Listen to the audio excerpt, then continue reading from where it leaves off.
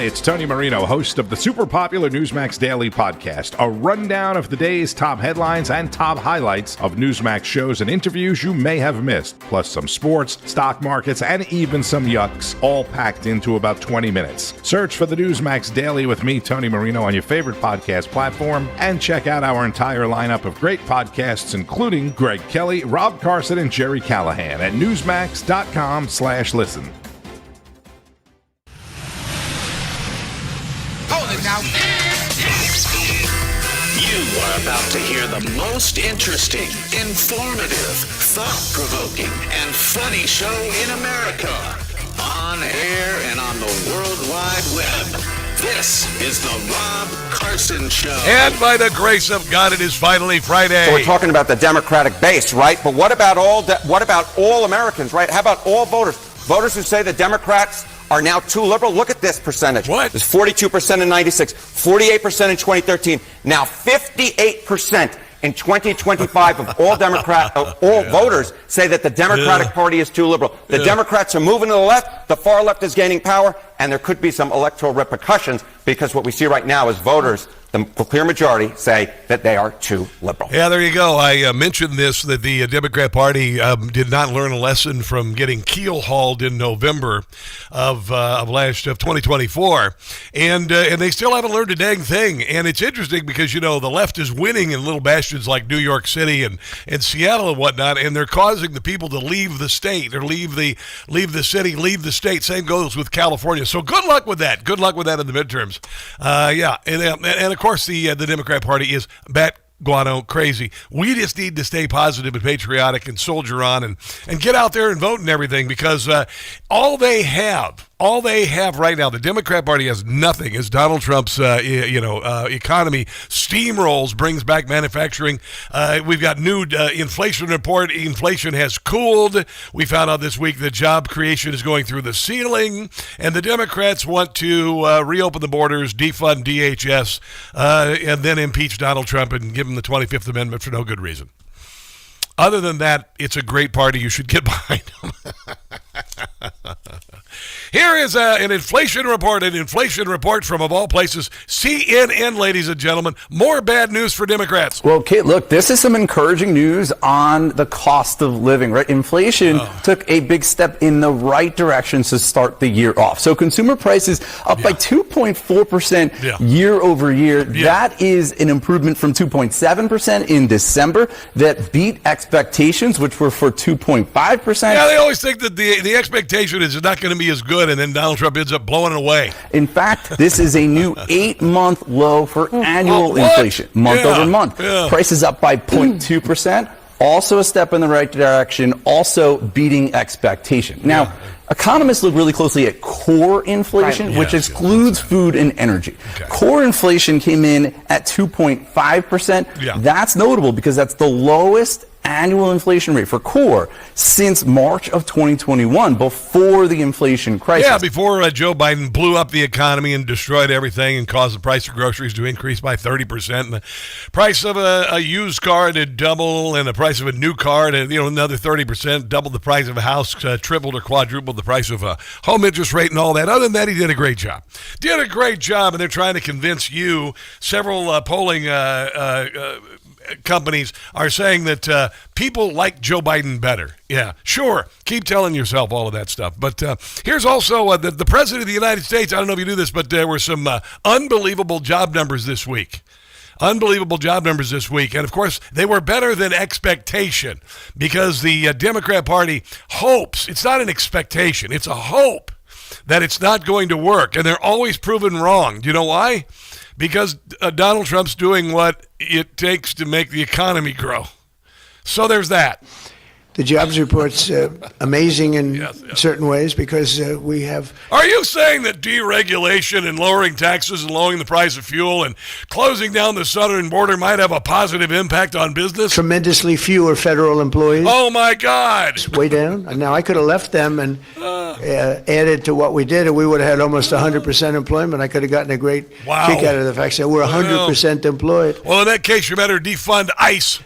But we got rid of tremendous numbers of federal workers, and they hated me for it. Now they love me because it's okay. You weren't going to work 94% of the time when after COVID, and here in Washington D.C. as a government employee, now you can actually get a real job, meet some people. You weren't really enjoying it very much because most of them have gotten jobs in the private sector for awesome. 2 and 3 times more money than they were being paid by the federal government. Whoa, we had really? some jobs where you had 10 workers for one job. Wow. 10 workers for a job that one person should be doing. I know.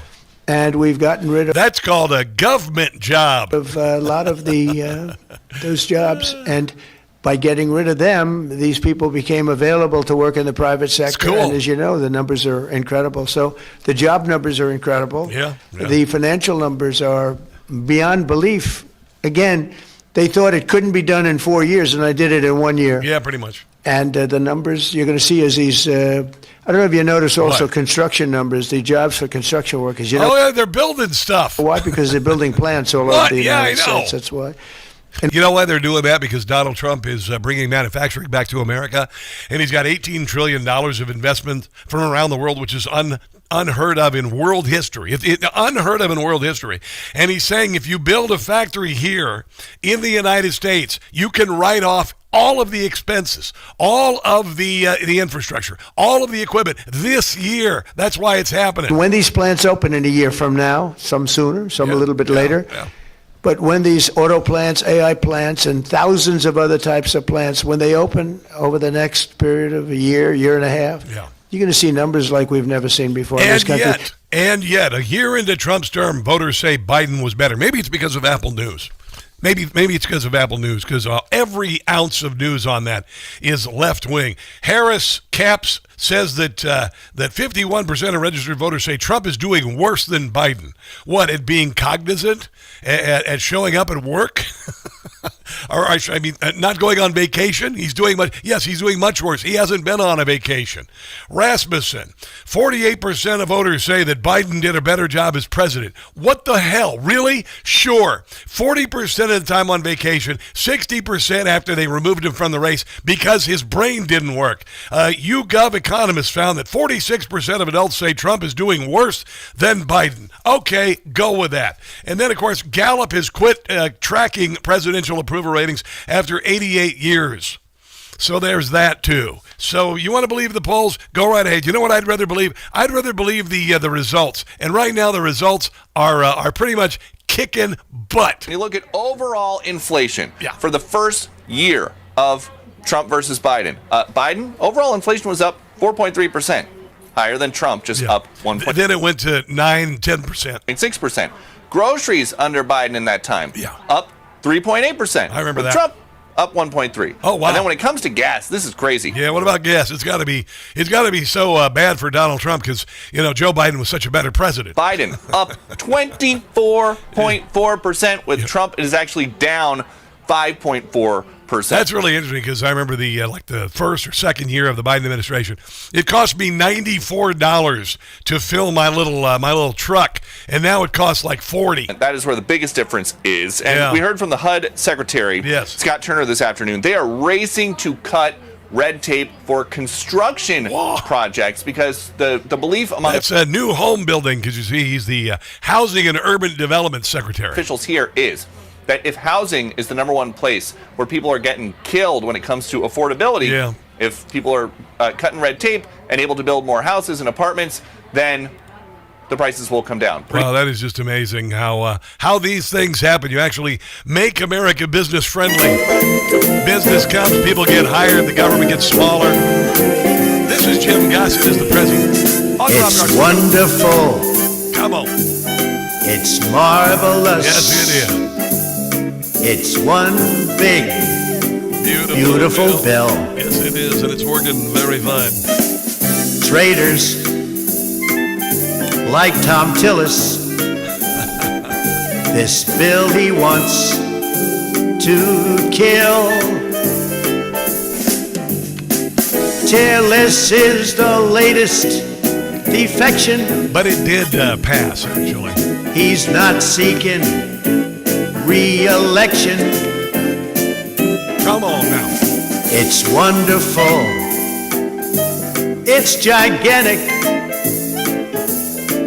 It is a beauty. The the Senate's duty to pass the big, beautiful bill. There you go, and they did, and it's working very well. It's just starting, actually. It's just starting. All right, so. Oh, and then there's this. In Venezuela, I don't know if you knew this, but Donald Trump went in, and he did a surgical strike to get a dictator who's been wanted by the United States with a bounty that Joe Biden doubled during his presidency.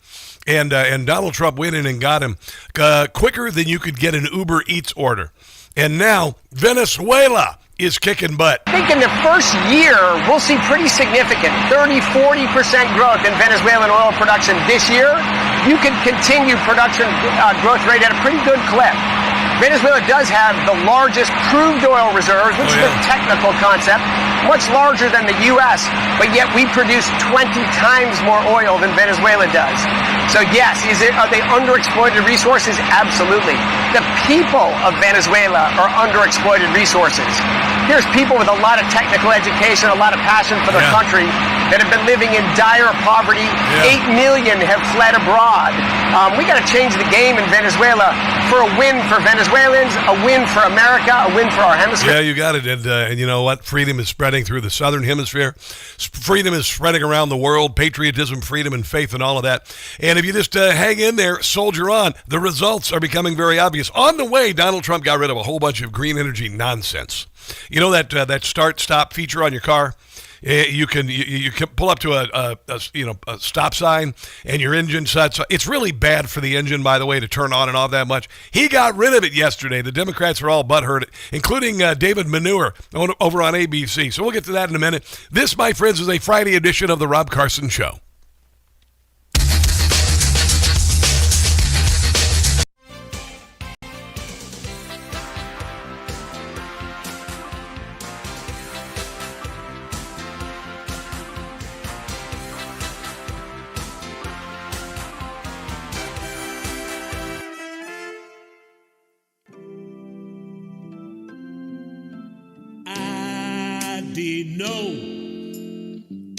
No ID. Got to kill to save act. That is my plea. If an ID to vote, you must show. Down the tubes the Democrats will go. ID no. That's what I say. It will cost us big time. Election day. Save Act is designed to stop the steal. The threat to Democrats, it is real. ID no. No ID. Into law to save act never can be. Illegals we need voting 2 times, maybe 3, without any proof of ID.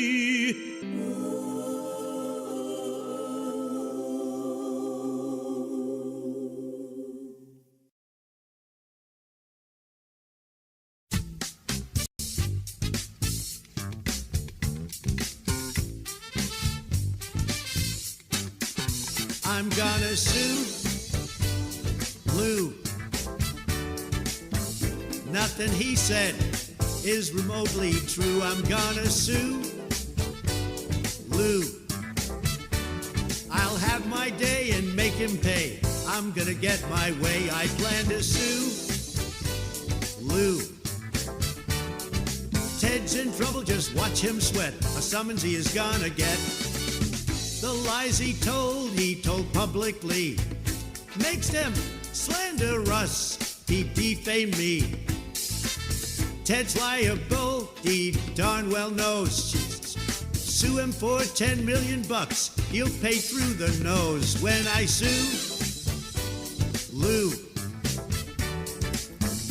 I'll bankrupt him. That's what I will do. When I sue Lou, he won't stop me, just wait and see. Take his last penny when I sue Lou. He's dishonest, but what else is new? I'm gonna sue.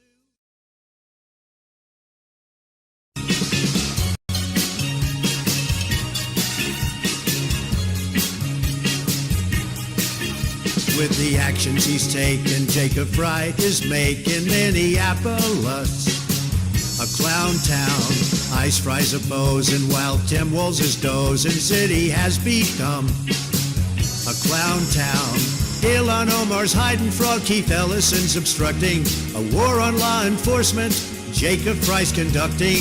Tampon Tim is so incompetent. Most Minnesotans want no more of him. It's a clown town, Minneapolis, clown town. It's far from fabulous. Clown town wants great cities become. Clown town, clown town. Newsmax.com/listen for details. It is the Rob Carson Show. Tony Kinnett, the Daily Signal, is going to join us at the bottom of the hour. And a lot of good news today. The weather's warming up. I don't know where you are, but it's going to be nice where I live, like in the 50s this weekend, which, you know, is crazy. Key inflation measure hits level not seen in 5 years. Have you noticed that the Democrats aren't saying affordability anymore? And I mentioned this literally 2 weeks ago. I said, they're not saying affordability anymore. And I've had other pundits on this show. I'm not a pundit, by the way. But I've had pundits on there, and they're saying, oh, yeah, you know, there's definitely going to be affordability in November. They're going to be really talking about affordability in November. I said, no, they're not. No, they're not, because inflation is going to end, and jobs are, rates are going through the ceiling. Your salaries are going up, and all of this, and so this is why they're focusing on nonsense like it's racist and sexist to show an ID to vote. It's your Democrat Party. They're so off the rails. We'll get to that, by the way. SAVE Act passed through the House. We have people with how do I put this?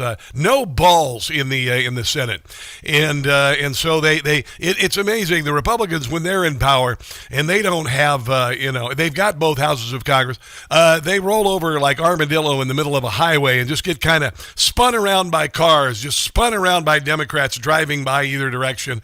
But when Democrats are in charge, even when they're not in charge, they get what they want, because you know what?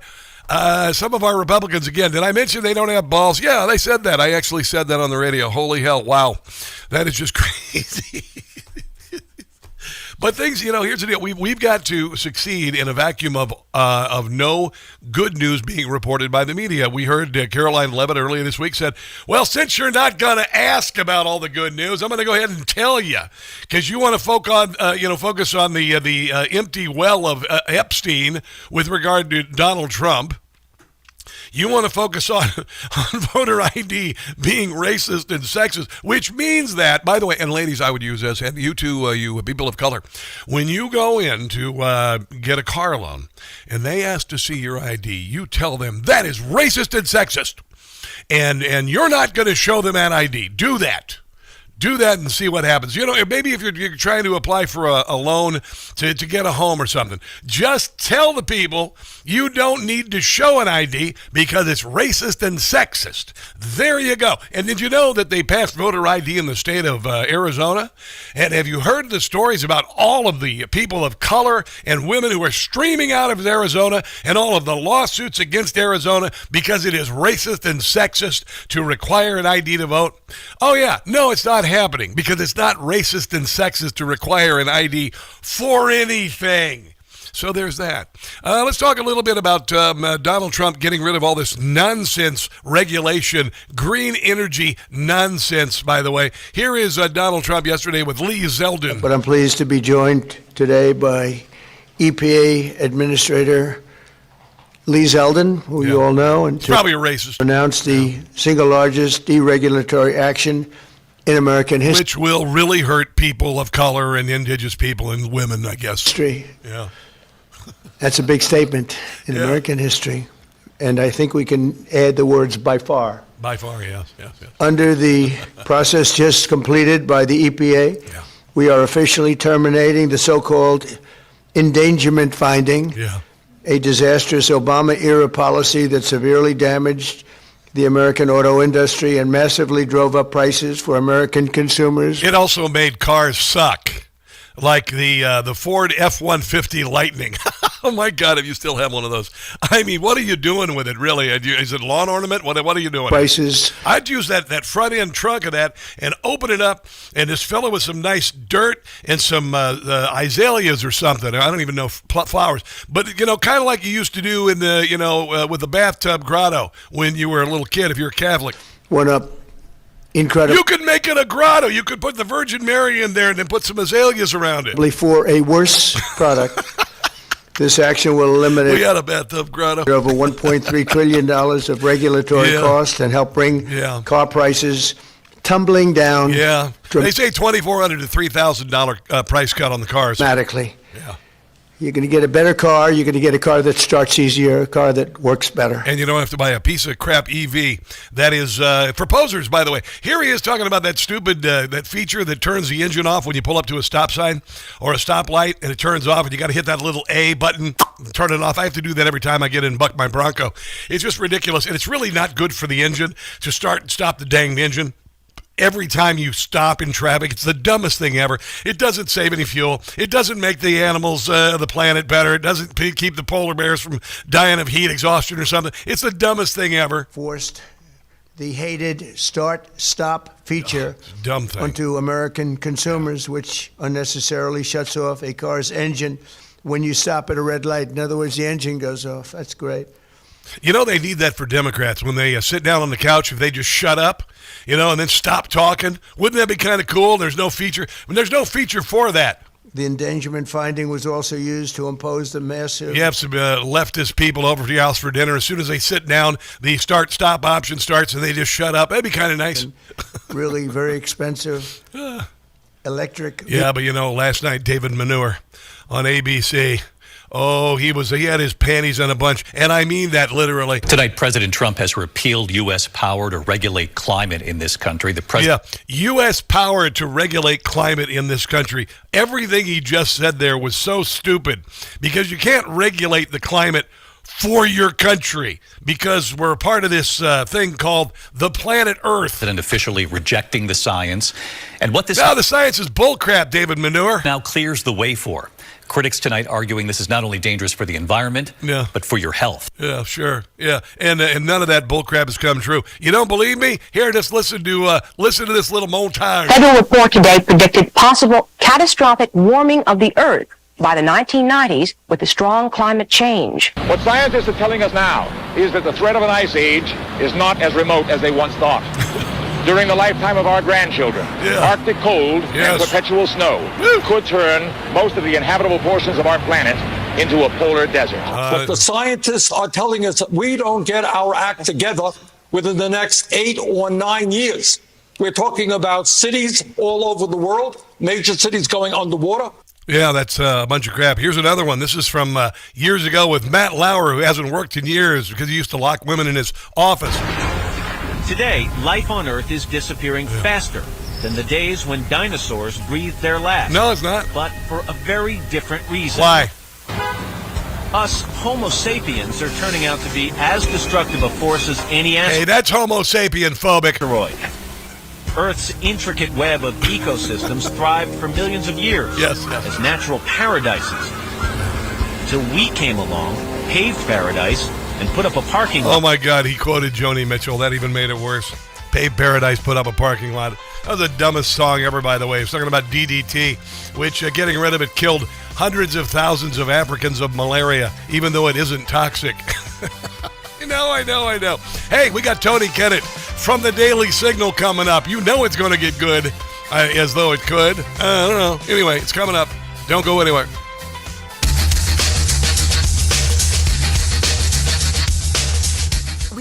Hello, my name is Brian Delatry, and I started taking Relief Factor just about a year ago. I was having chronic knee pain. Over time, it just got worse and worse. Just walking downstairs was painful. Well, since I've taken Relief Factor, the results have been just amazing. I actually walk 4 miles a day, 5 to 6 days a week. No pain at all going downstairs. very active playing golf, and it's been really just unbelievable in the change I've had in the pain in my knee.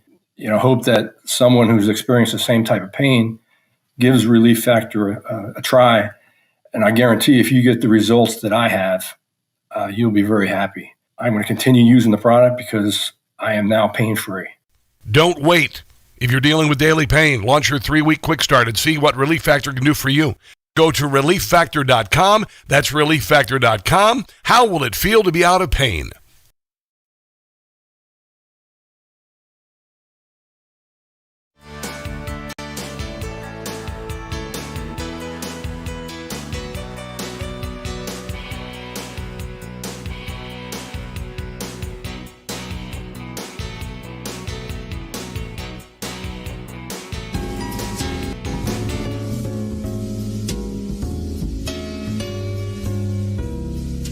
Winning and winning and never losing.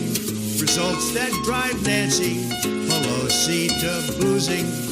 Chris Christie choking on buffalo wings. These are my favorite conservative things. Gas prices falling, inflation dropping. To our momentum, there is no stopping. An end to 8 wars, what joy that brings. These are a few of my favorite things. Reducing spending, securing the border, restoring faith in law and order, arresting a punk at a no kings. These are my favorite conservative things. When Chuck Schumer makes me nauseous, when I'm feeling sad, I simply remember we're bombing drug folks, and that I don't feel so bad.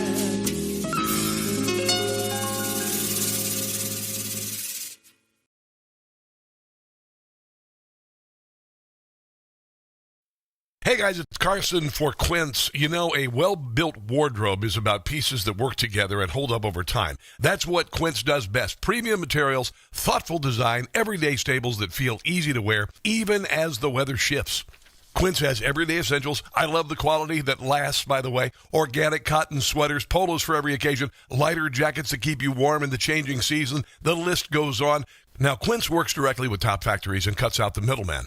So you're not paying for brand markup, just quality clothing. Everything is built to hold up to daily wear and still look good season after season. I have a great wool blazer that has the ladies turning their heads, even if they're not looking at me. And then, of course, a cashmere sweater, ridiculously soft, doesn't cost a fortune as well. Refresh your wardrobe with Quince. Go to quince.com/newsmax for free shipping on your order and 365-day returns. Now available in Canada, too. That's quince.com, QUINCE.com/newsmax. Free shipping and 365-day returns. Quince.com/newsmax.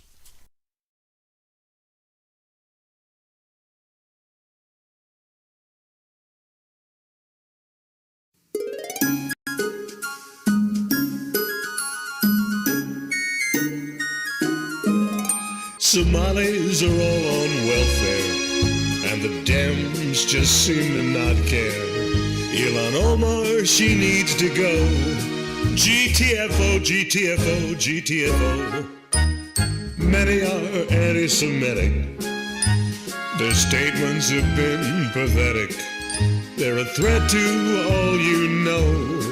GTFO, GTFO, GTFO.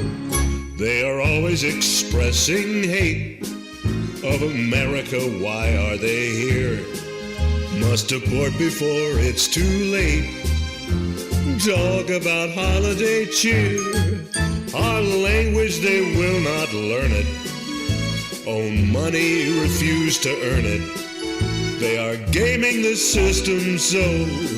GTFO, GTFO, GTFO.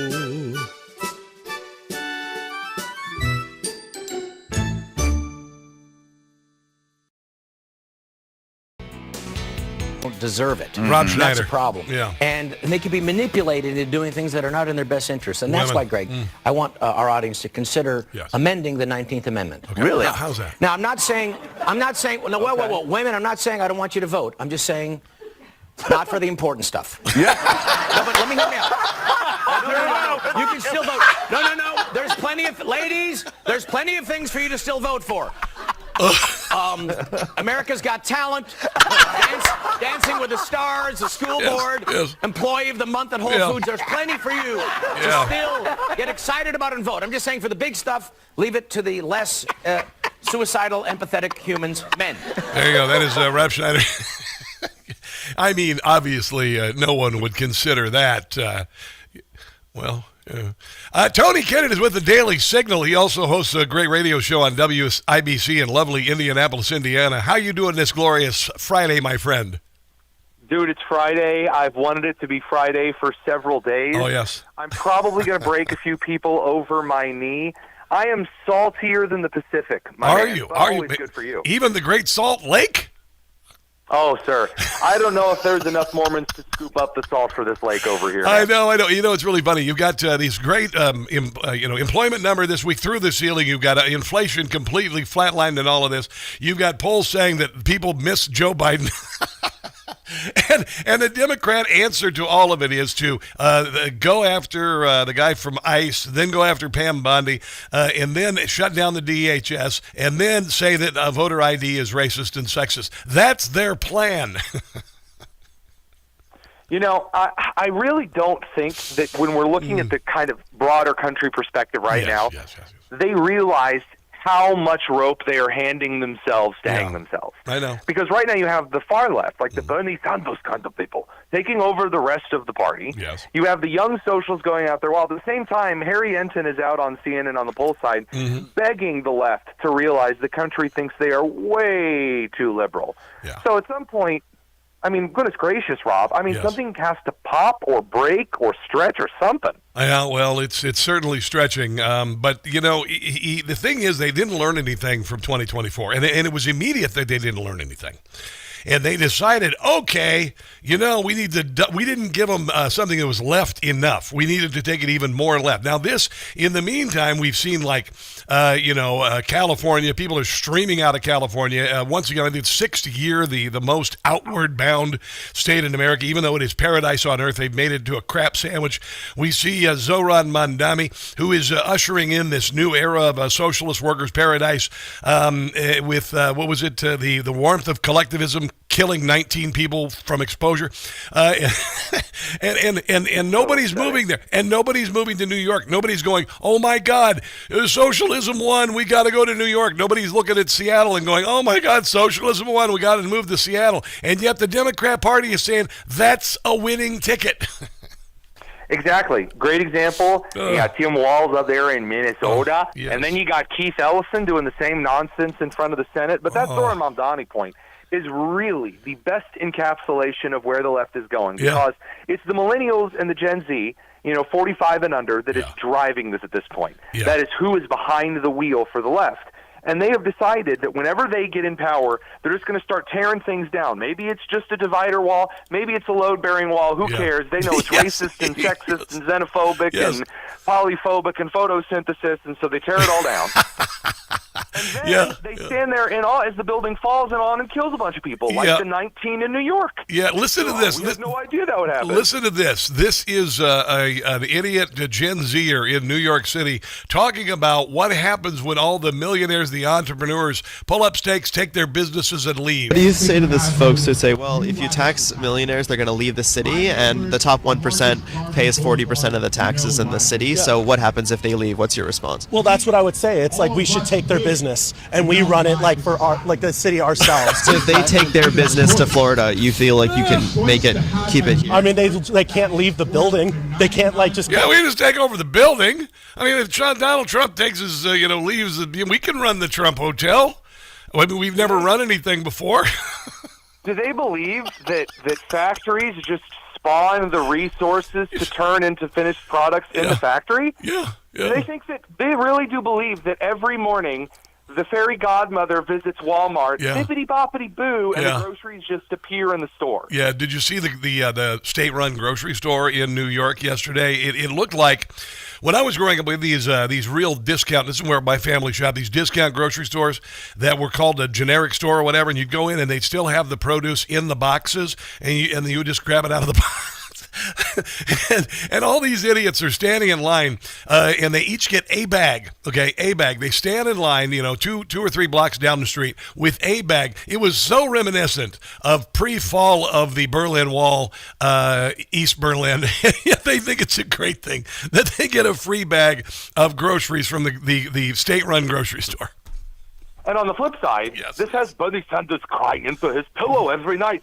Holly market, like the ultimate capitalist throw your money around betting market.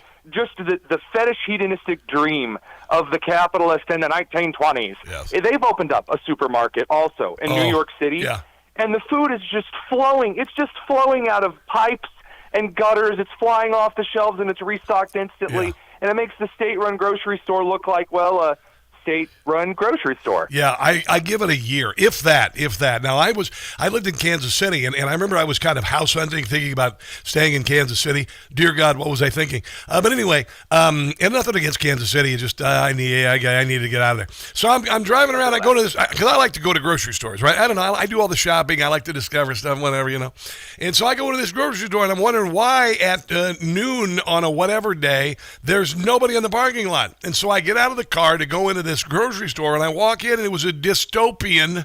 There was nothing in any of the boxes. The cashiers looked at me like I was alien. Over in the prepared food section, no prepared foods. And I find out, oh yeah, it's the city/state-run grocery store, and it went out of business 2 weeks later. There's this weird concept that people have where we have to innovate things that already work. Yes. And I don't understand this idea that, like, oh, man, the system is clearly failing because Switzerland complains about things or some Nordic country says we do things better. And then they try that out here, and it fails miserably. And why don't we just do the stuff that works? Where's the if it ain't broke, don't fix it maneuver? Well, the interesting thing is the Norway-Sweden model collapsed 30 years ago, and they still think that Norway and Sweden are using that model. They're not. They abandoned it. They completely. Correct. Sweden They're is using an oil-funded state mercantilist approach. Wow, look at you! My God, did you get a degree in something? That? Well, Milton Friedman there for you, Sailor. Did you learn that at the Daily Signal? Holy hell!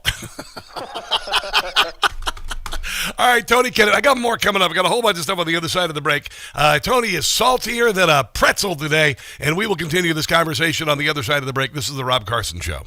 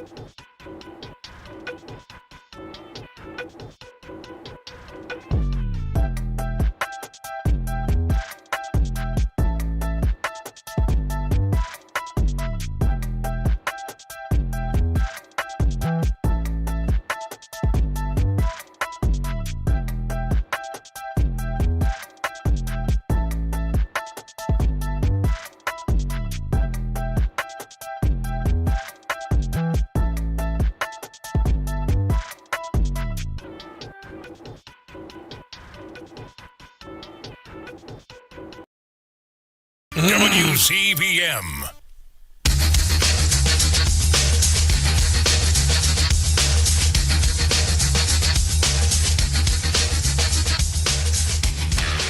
It's the AG, the Attorney General of Minnesota, Keith Ellison, who, by the way, has been out there calling Trump a fascist, a dictator, all the usual left-wing garbage nonsense.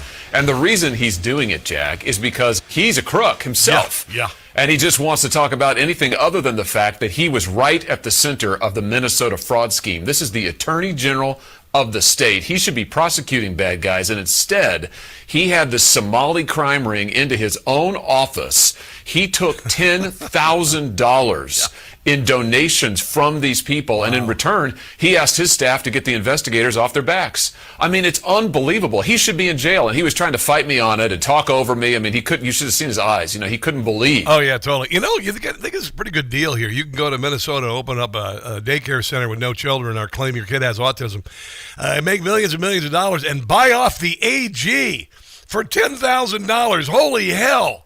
What a plan, Tony Kinnett. So I've got a cool business proposition for you, Rob. I know you're a man of business, you're a man of culture, you're a man of finance. Yes. Here's what we're going to do. I failed at all of those. I'm going to steal $18 billion from you. Yes. Okay, step number one. Now hear me out. Okay, I know you're skeptical. Right. Then, after I send the money to terrorists, I'm going to look at you. I'm going to wiggle my lower lip. I'm going to sweat a little bit, and I'm going to ask you for $10 million more. What do you say? Yes. You know, the hubris of these people, and maybe hubris isn't even enough of a word, the audacity of these people. That's an insult to hubris. What now? That's an insult to hubris. It is an insult to hubris, for God's sake. But, you know, and a lot of Democrats think that's something you put on salad. Can I have the hubris? I want a little more hubris over here. But no, Tim Volz wants money, and Jacob Fry wants money from the federal government for the damage caused when their protesters went after ICE and wrecked hotels and stuff.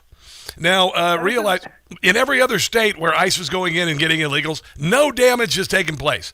But these jackasses want money from us to fix the mess that they promoted.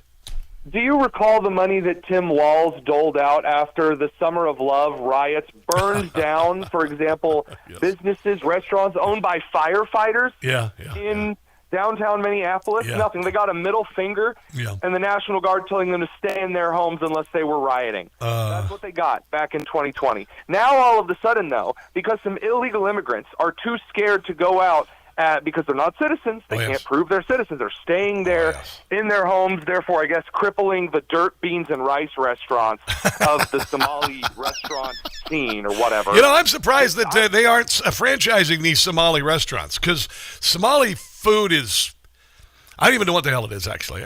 Not even. Well, to be fair, the topsoil franchise market is rather saturated. Yeah. Well, how many restaurants can serve UN paid for rice dropped from an airplane? I mean, honestly, I'm telling you, it's going to get a little old. An Indiana health inspector will shut you down if you serve me up a plate of Miracle Grow. Yeah, you can't bring your kids in here unless there are flies buzzing around their heads. You can't do it. It's just that's the way they do things.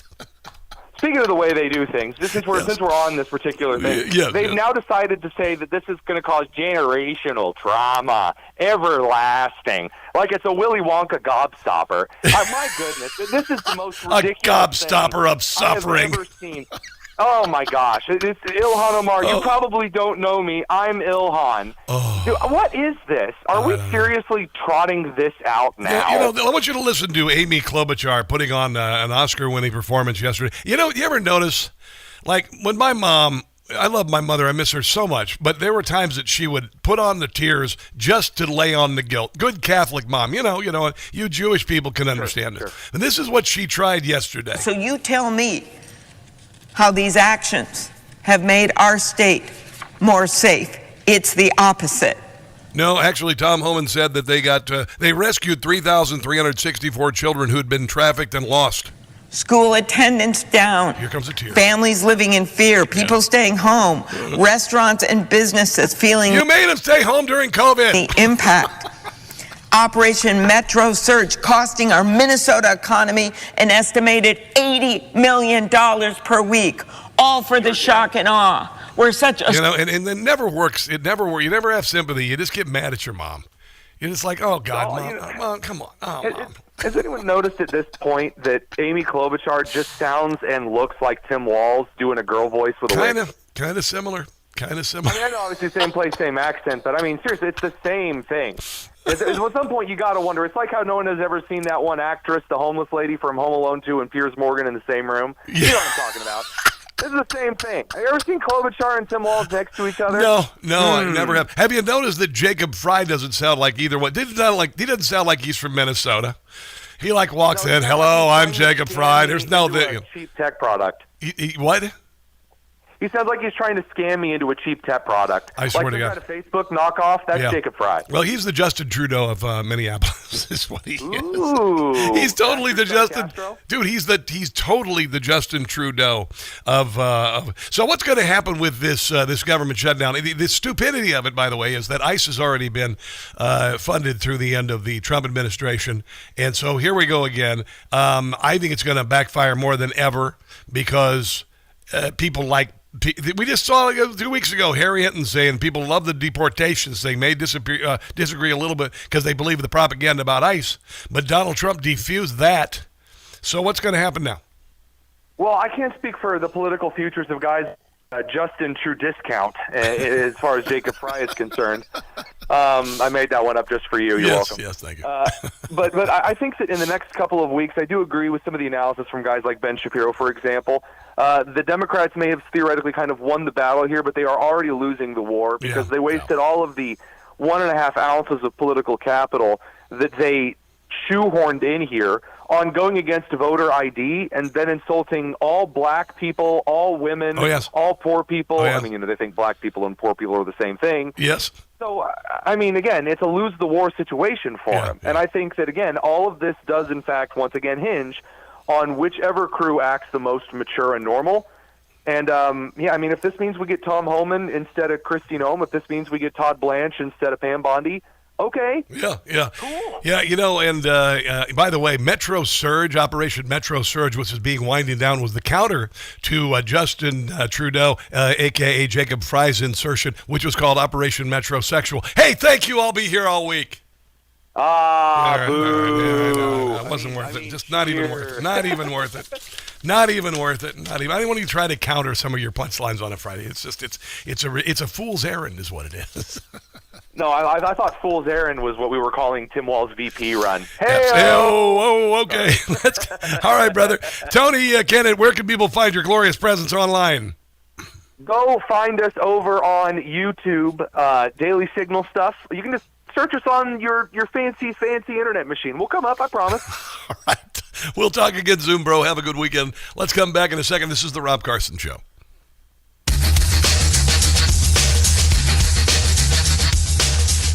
You still thinking job change in the new year? Yeah, I need something that's in. All right, here we go. I know. I'm talking to the streamers. Hello, everybody. Who's watching over here on the Rumbly Roo? Valentina. IT Pool Mature and Normal. That's Escalade. I know exactly. I know that. Sissy Boy Trudeau and Fry. Oh, yeah, they're 100%. They are 100% sissy boys. Hello, Dookie Bear. What up? Get up. Pussycat Men, Drop Cat, Trudeau and Fry. Drop Cat? I'm not sure what that means. And it's not Pussycat. You can drop the cat from that. Hey, ho. Let's see. Tom K. What up? Truth be told, too. My mother's ploy was not to speak to you. Well, that was my wife's ploy. I'd get her in the face until she had to talk to me and tell me to stop. Yeah, that's a good idea. Yeah, there's nothing worse than your mother fake crying. It's not, you don't feel bad. You just like, it's irritating. Just irritating. There's no empathy. You're like, if you really make your mother cry, you feel terrible. If she fakes it, you're like, Mom, irritating. Irritating. All righty. What are we going to do here? I'm watching over here on the YouTube. It's just watching. Look at all the Gary McGovern, Deplorable Dinosaur, America Marcy, Test 2. Test 2! You're new. Hello, welcome. Glad to have you guys here. Hope you're enjoying the radio program. It's time for me to talk again. Hold on 1 second here. Let me see where gold is real quick. I'm going to find out where gold is today. Price of gold. By the way, I get a chance to watch my TV show this weekend, Rob Carson's What in the World Sunday night. It's very funny. Very funny. Here we go. Let's talk. I'm really looking forward to getting out this weekend. Oh, my God. Oh, it's going to be awesome. Here we go. You have about 3 minutes here. Okay.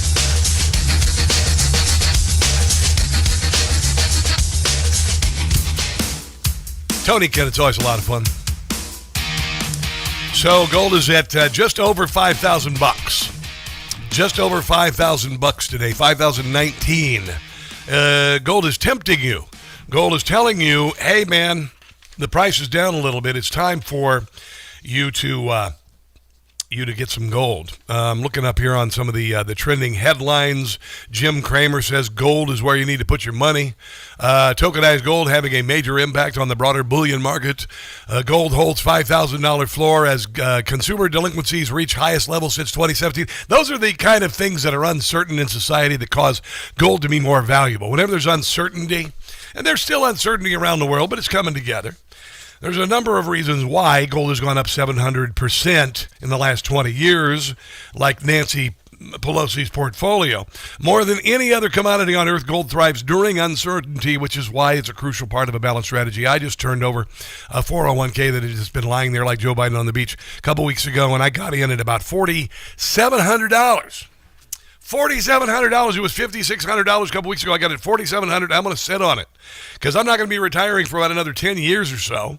And I'm just going to let it ride, And if it performs anything like it has the last 10 years, let alone the last 2 years, I'm going to have a nice little nest egg. It's not going to take care of everything, but it's a nice little nest egg. If you want to begin the ball rolling as far as investing in gold, maybe take that IRA or 401k or savings that's doing nothing. And get it into gold, just go to text my name, Rob, to 989898. Rob to 989898. That's the number for Birch Gold. They'll give you information. No pressure, no nonsense. They have an A-plus rating from the BBB. I trust them. I'm not screwing around when I tell you. They've got my money, guys. They're a client of me and Newsmax. They've got my money. I said I trust them enough to do this. So, you know what? Just dip your toes in, okay? Text my name, Rob, to 989898. Rob to 989898 for Birch Gold. So coming up, we got some of that Ellison grilling yesterday on Capitol Hill that was really funny. Also more on the SAVE Act and Democrats. Right now, it has passed through the House. It hasn't passed through the Senate. The Republicans can't get it through the Senate because they have no testicles. And we will talk a little bit about that. And a week's worth of Democrat excuses not to require an ID when you vote. It is remarkable, all of that. Your calls welcome, 800-922-6680. This, my friends, is a Friday edition of the Rob Carson Show. Don't go anywhere. No blind rhetoric. No talking down to me. Don't tell me how to think. Don't tell me how to think. Don't tell me how to think. I trust Newsmax. Newsmax. They don't tell me how to think. They let me decide. Real news for real people.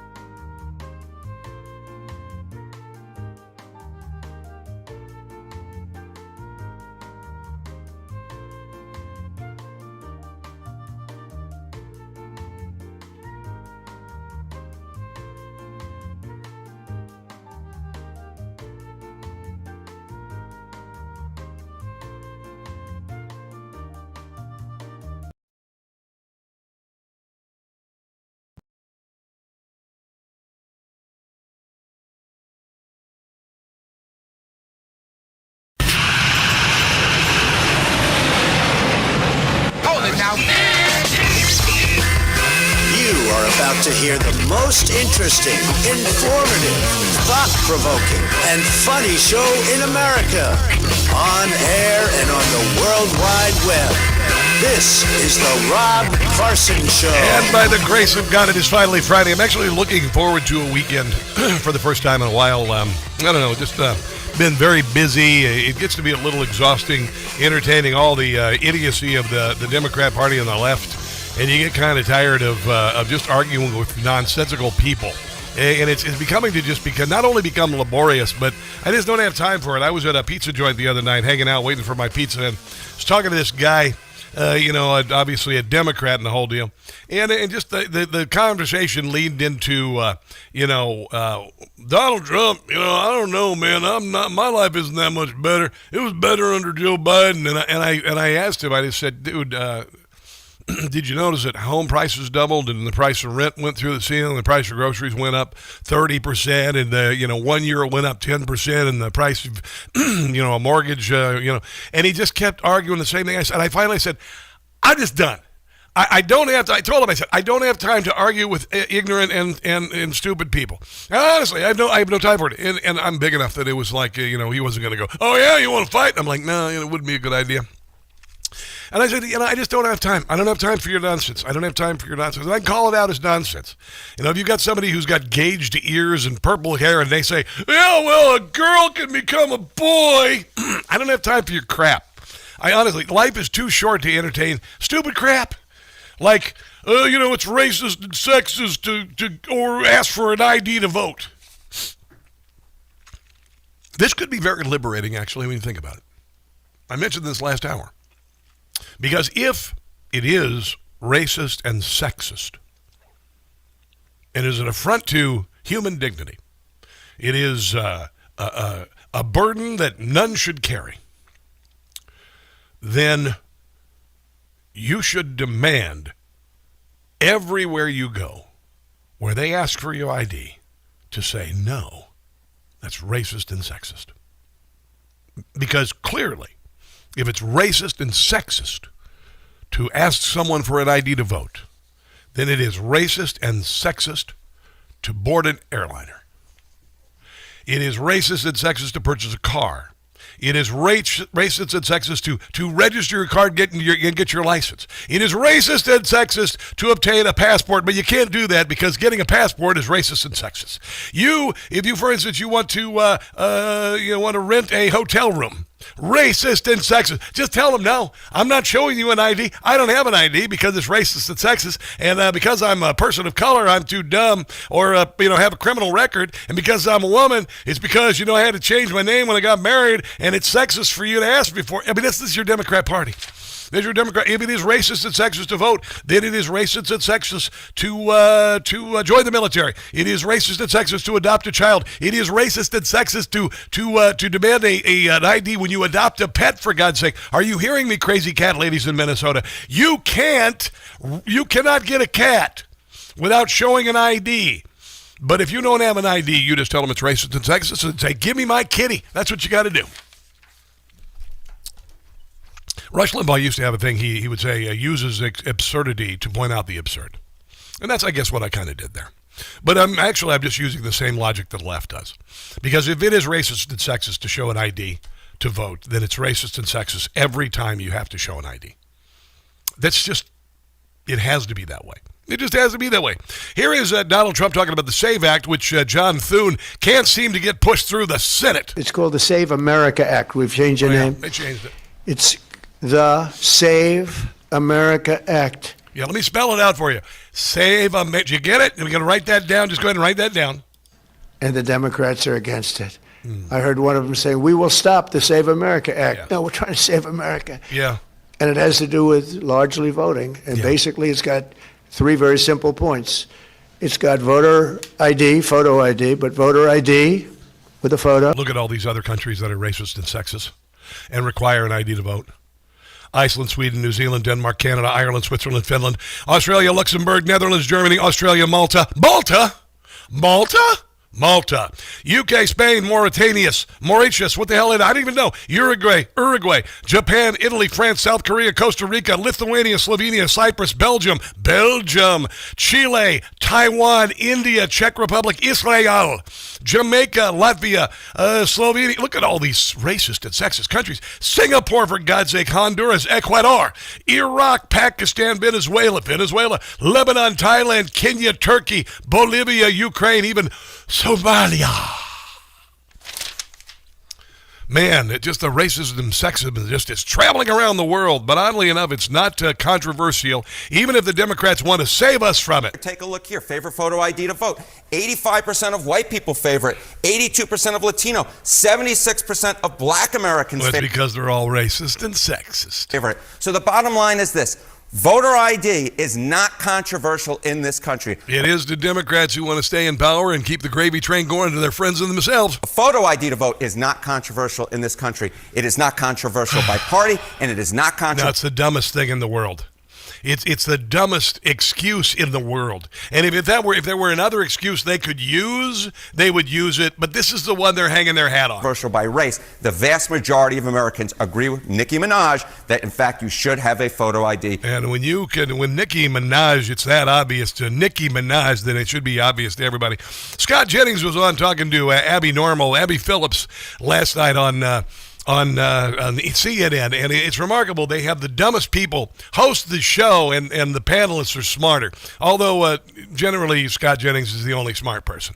Here he is pointing out the obvious with regard to how low the Democrats think of all of you who they don't think can get an ID to vote. Before, by the way, it's not. It actually, there's an argument to be made that red state voters, women, poor white voters could be just as. I know you think they're dumb too, don't you? Young I mean, voters. that's the thing. Nobody thinks They all look at him like, "What? Think they're too dumb? What are you talking?" Yeah, they are that clueless, or they're faking it. Arguments. I've heard Democrats all week long. No, what is this? What? Just saying that people are too dumb to get an ID makes us like we're calling them dumb. Please don't. No. You listen. There's a deflection from talking about racism. Listen, they're like these birds. Like what kind of bird is that? That's the Democrat stupid bird. I'm actually tired. You should be thinking about your constituents or your. I think they're smart enough to figure out how to register to vote. Abby. Hold on. Most Americans don't Abby have Normal. a passport. Many Americans don't have access to. Yeah, you know what? I didn't get a passport until like 4 years ago. Did not have a passport, but guess what? I had an ID. Their birth certificate. Many women, a majority of. Oh my God! How did we get along?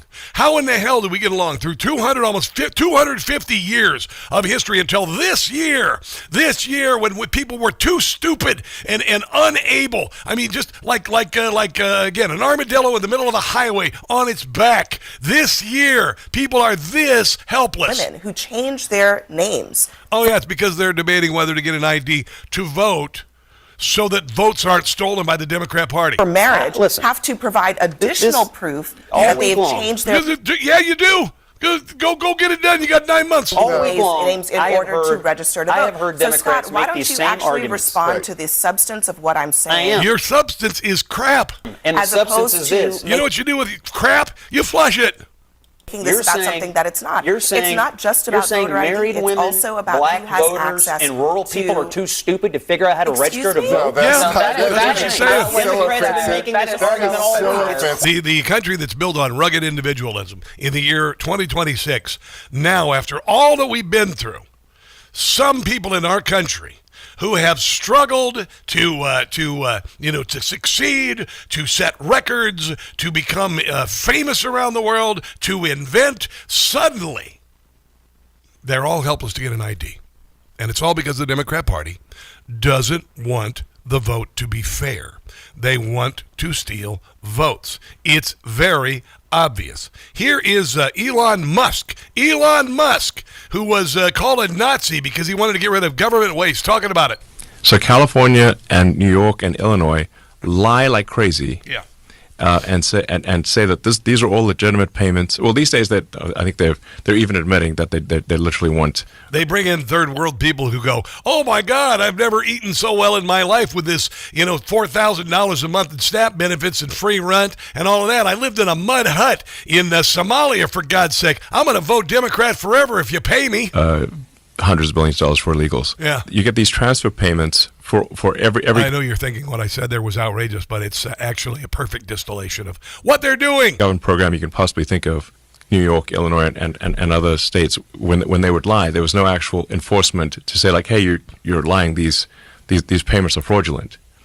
Now under the Trump administration, the Trump administration does not want to send hundreds of billions of dollars for fraudulent payments to the states. Yeah. And the reason you have the standoff is because if the hundreds of billions of dollars to create a financial incentive to have this giant magnet to attract illegals from every part of Earth, which they did, like 15 to 20 million of them to these states, if that is turned off, the illegals will leave because they're no longer being paid to come to the United States. This is why they're protesting ICE. This is why they want to shut down the DHS. This is why they want to end deportation. You get it? Stay here. And then the Democratic Party will lose. Fairly obvious. A lot of voters.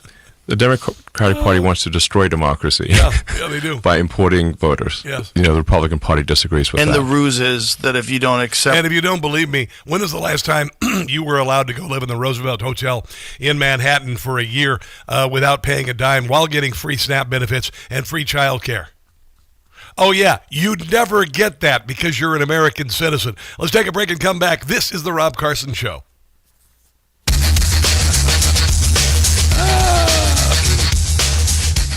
We all hear.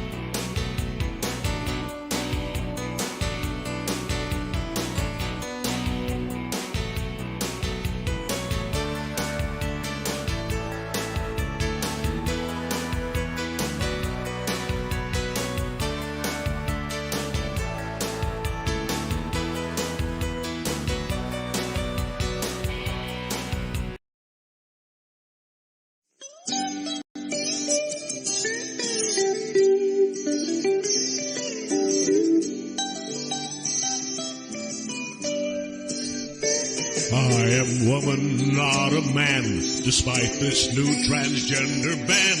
Though my voice is deep and I've got facial hair, they banned me, but I'll be back. Bravery I do not lack. You don't have to tell me to grow a pair. Oh yes, I'm a girl. Against women I compete.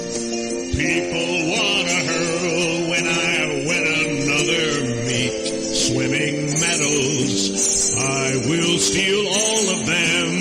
I have a beard. I've got testicles. I am woman. Venus says that I can't swim. They claim that I am a him. But I'll be back. Just you wait and see. Oh yes, I'm a she. I even wear a dress, though it's no mystery. The whole package I possess. But they banned me from everything. I have a brawn. I have a prostate gland. I am woman.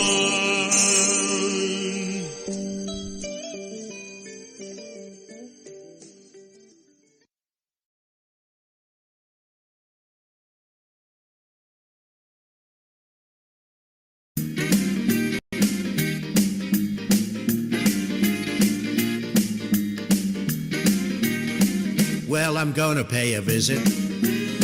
I'm headed to the Everglades. Gonna see a brand new prison for folks arrested in ICE raids. I hear it's already getting all kinds of accolades. Alligator Alcatraz, it's where illegals will be kept. We're cracking down, unlike Biden, who was totally inept. It is something that the liberals in Florida cannot accept. California Alcatraz, I want to open that one too. Just imagine the hard time that real criminals will do. Alligator Alcatraz, I'm gonna take a tour of you.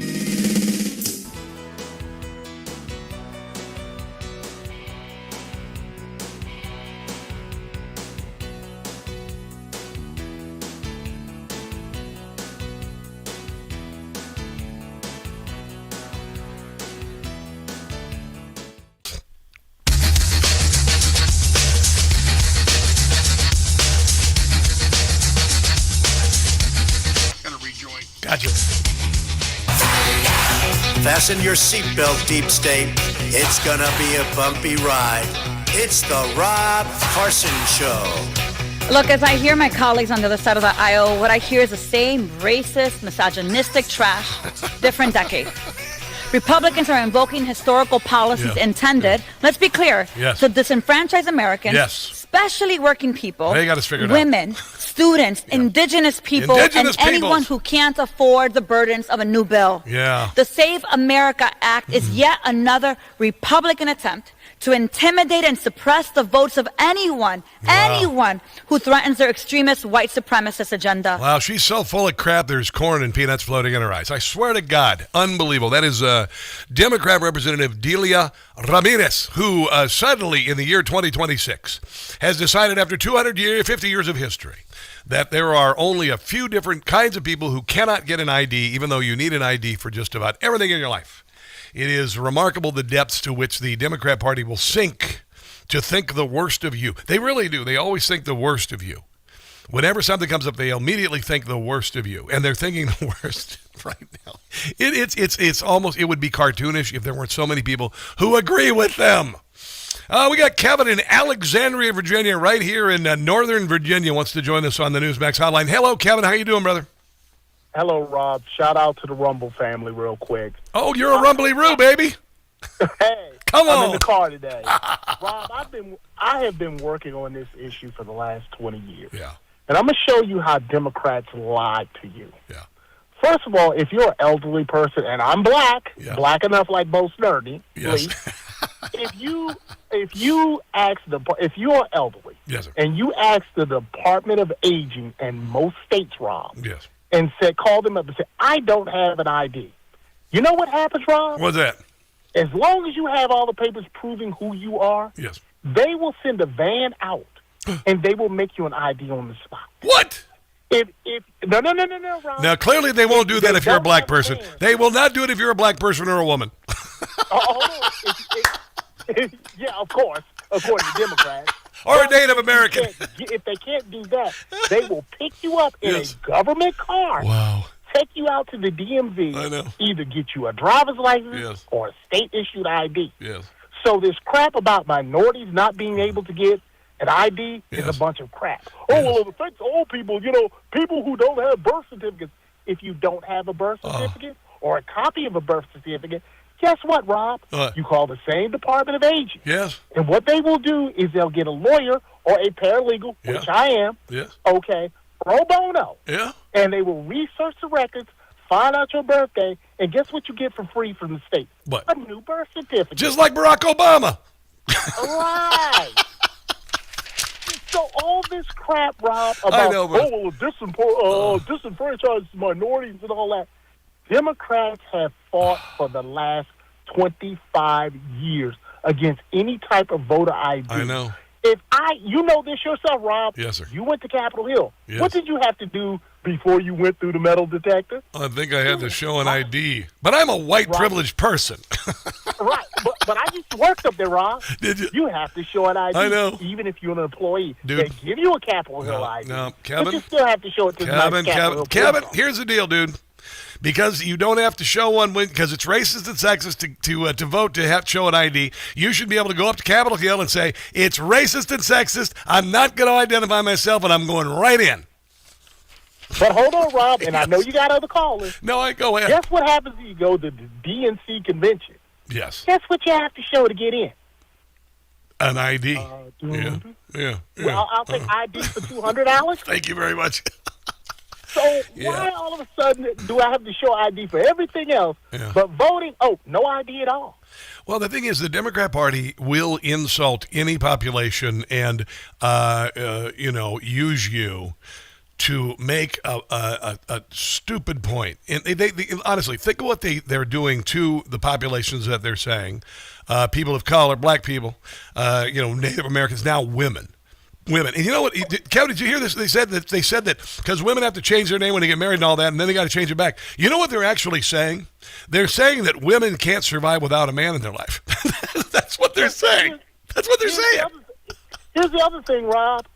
If you don't have time enough to get your new ID, then you take a copy of your marriage license to the day you vote. Yes. And guess what? In the state of Maryland, where I live, under the Great West North. Oh, dear God. Guess what?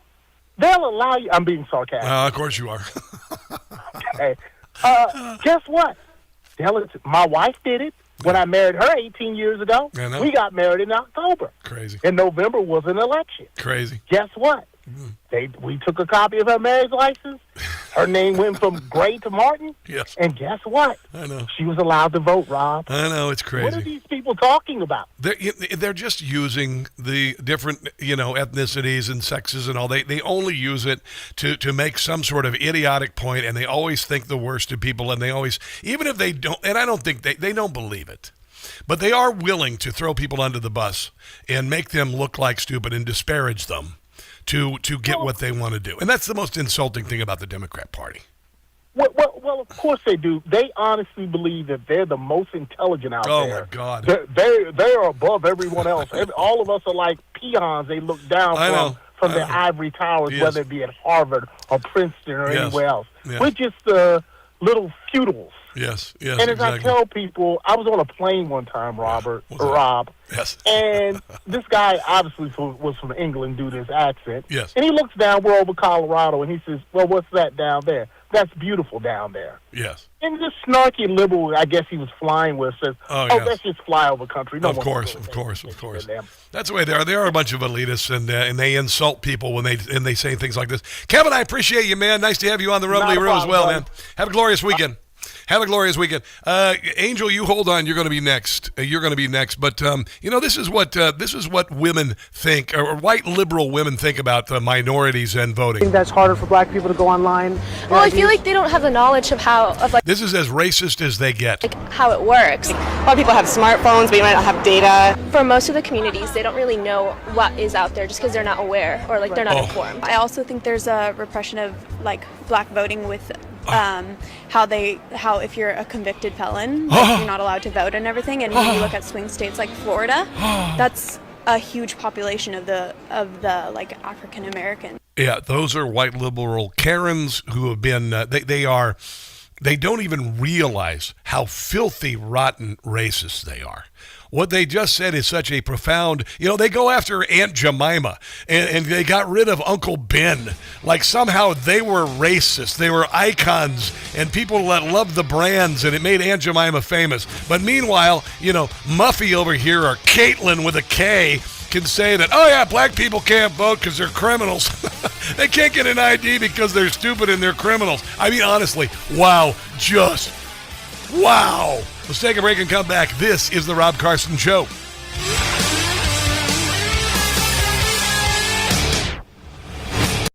Hey guys, it's Carson for Quince. A well-built wardrobe is about pieces that work together and hold up over time. That's what Quince does best. Premium materials, thoughtful design, everyday staples that feel easy to wear, even as the weather shifts. Quince has everyday essentials. I love the quality that lasts, by the way. Organic cotton sweaters, polos for every occasion, lighter jackets to keep you warm in the changing season. The list goes on. Now, Quince works directly with top factories and cuts out the middleman. So you're not paying for brand markup, just quality clothing. Everything is built to hold up to daily wear and still look good season after season. I have a great wool blazer that has the ladies turning their heads, even if they're not looking at me. And then, of course, a cashmere sweater, ridiculously soft, doesn't cost a fortune as well.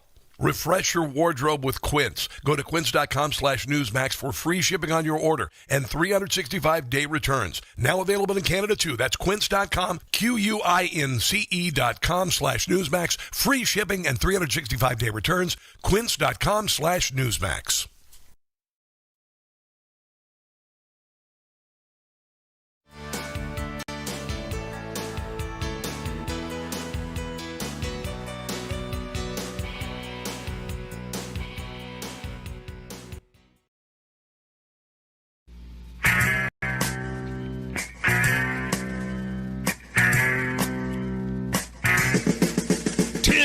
Is a lefty who's ruined his state.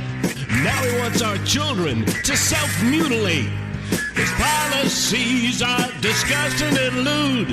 And now he says schools have to include tampons in the boys' room. Tampons in the boys' room.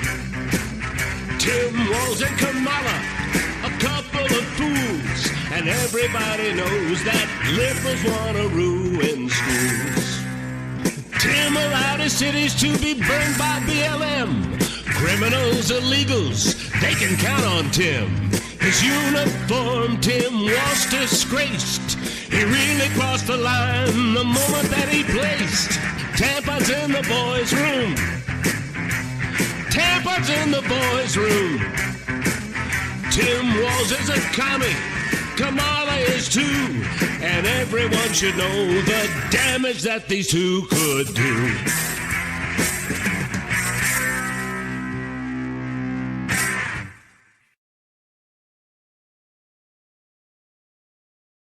Hello, my name is Brian Deregulatory, and I started taking Relief Factor just about a year ago. I was having chronic knee pain over time. It just got worse and worse. Just walking downstairs was painful. Well, since I've taken Relief Factor, the results have been just amazing. I actually walk 4 miles a day, 5 to 6 days a week. No pain at all going downstairs. Very active playing golf, and it's been really just unbelievable in the change I've had in the pain in my knee. You know, hope that someone who's experienced the same type of pain gives Relief Factor a try.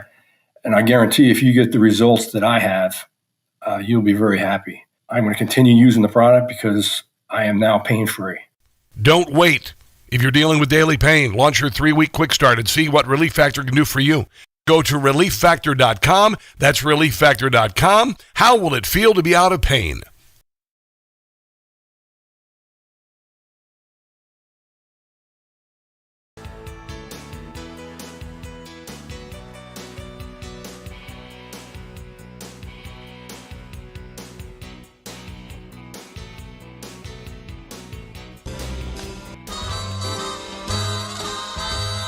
If you're an illegal alien in the United States, this message is for you. You cannot hide from ICE. Avoiding ICE ain't easy. Illegals are so sleazy.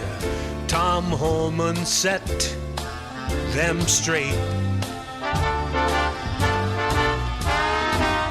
To ICE should be reporting. You should be self-deporting. Leaving will be your fate. Back home is where you're headed. That's safe to say, and you won't make a stop along the way. No longer can you stay here. You've seen your final day here, 'cause you've committed crime. Avoiding ICE ain't easy. Now, I understand you don't support things like a passport, for example, but requiring basic ID in order to vote is really popular. Yeah. A Pew poll from a few months ago showed 83% of Americans, including 71% of your fellow Democrats, support requiring an ID to vote. Why are they wrong? I haven't said that they're wrong. We know that states are the ones who are empowered to... He hasn't said they're wrong. He's just saying that some people are too stupid to get one. That's what the deal is. Here's Jim Gossett as Al Sharpton on voter ID. The Rob Carson Show. When voter ID is discussed, we put up such a fuss, 'cause we like to cheat. An ID with a photograph will eliminate riffraff, and we'll get beat. Ba, ba, ba. Don't like that SAVE Act. No. 'Cause fraud it will combat. Be tougher to win when you're a Democrat. Impossible. The SAVE Act is a major threat, and you can bet it's something we fear the most.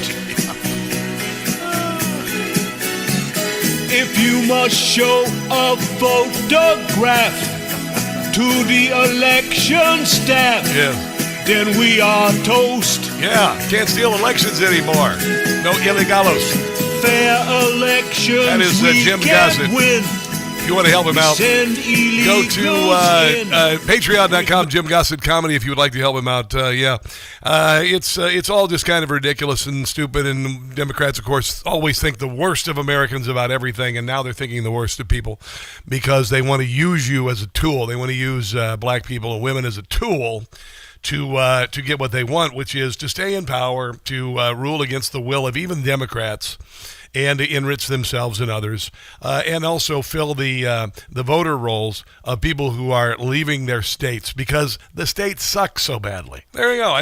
I completely just encapsulated that. I want to talk to Angela in Glen Burnie, Maryland. Hello, Angela, and happy Friday to you. Happy Friday to you. I love your programs and what you do. I just wanted to say that I had to take my 80-year-old aunt to the Department of Motor Vehicle and stand in line to get her a photo ID just so she could move in senior housing. Yes. And so I don't understand what these people are saying, because people have said that to me, well, everybody can't get a photo ID. No, and she had to get it just to move into the housing. Yeah. You know what you should have done? You just should have told them it's sexist to require an ID, and you wouldn't have had to go through the work. I found that out today.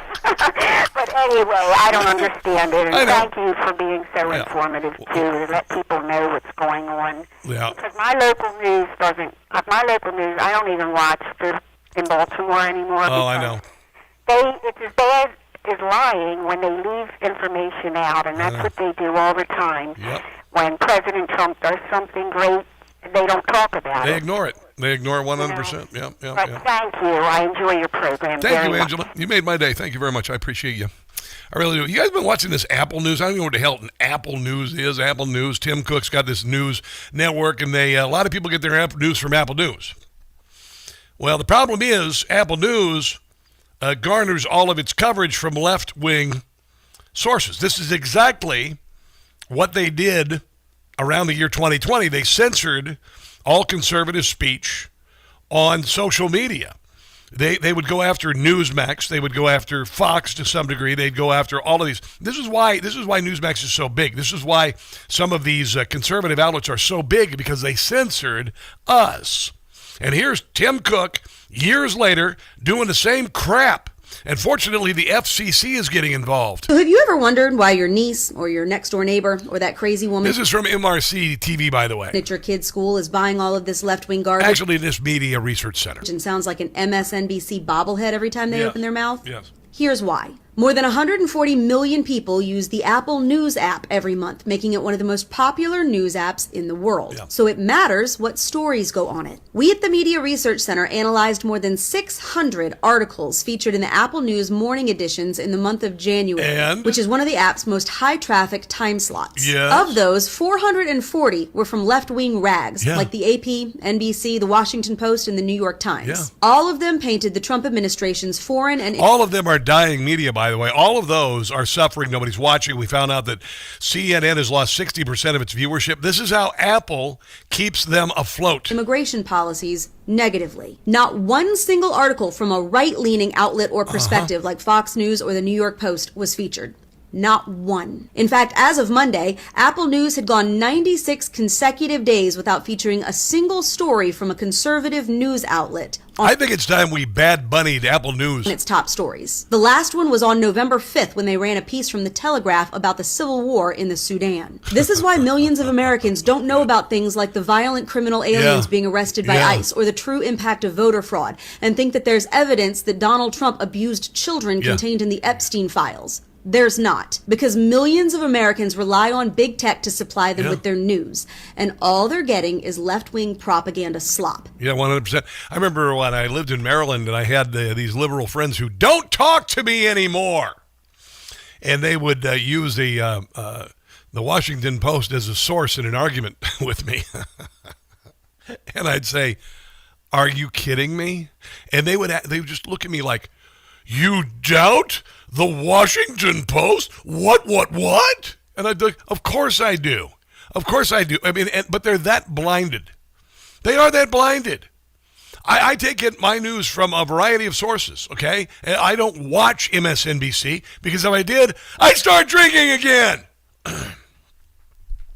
But I get clips from MSNBC, and every time I look at them, they go, and this isn't even out of context, they're a bunch of morons. Same goes with CNN. I played you a little segment there from Scott Jennings and Abby Normal, and there was, I mean, it's kind of, and she looks like an idiot. So there, I'm giving you a compendium. I don't lie here, guys. I don't lie here. I don't make stuff up here. Here's Caitlin Collins. She says, Caitlin Collins, are you ready? Caitlin Collins, oh my Lord. It's Caitlin with a K. By the way, if I ever became the president of the United States, my first act as the president would be one spelling of Caitlin and Megan. That's it, one. No M-E-Y-G-A-N, none of that crap, none of that C-A-I-Y-T-L-N-Y-N, what the hell, Caitlin. One spelling for both of them. Here is Caitlin Collins. She says that CNN is not one-sided and anti-Trump. You know, they always argue the media is biased against them and doesn't cover them fairly, even though we cover them, I think, fairly and accurately.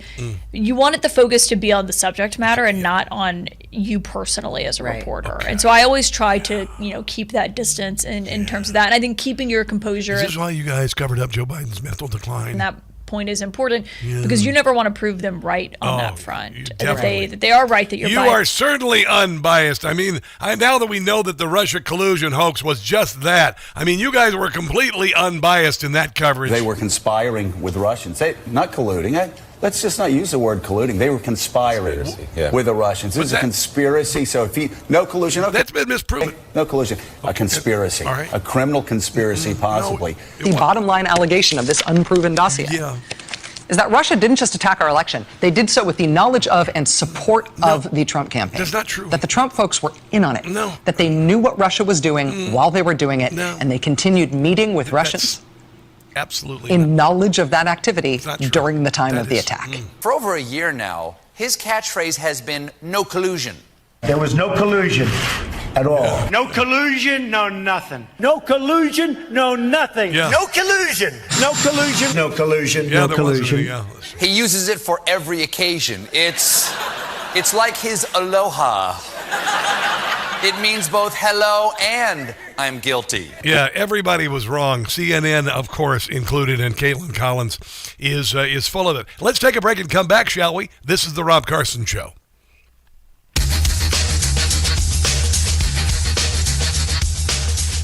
You still thinking job change?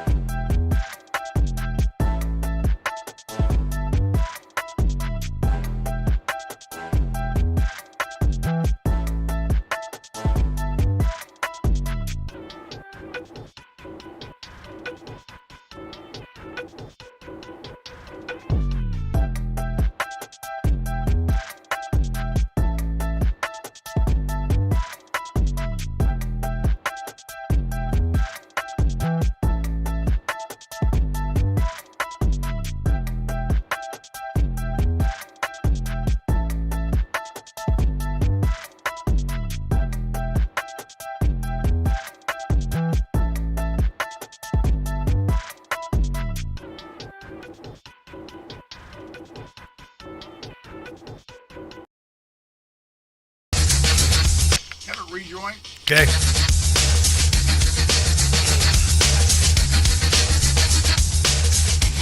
Poor little Democrats. Are you guys okay today? I came in to check on you. Every time Trump does something good, you guys spaz out. Would you guys shut up and let him work? How about that? This is kind of funny. This is Democrat Stephen Lynch. Today we got some great news, by the way. The economy is rocking. They doubled the amount of jobs they thought were going to be created this week.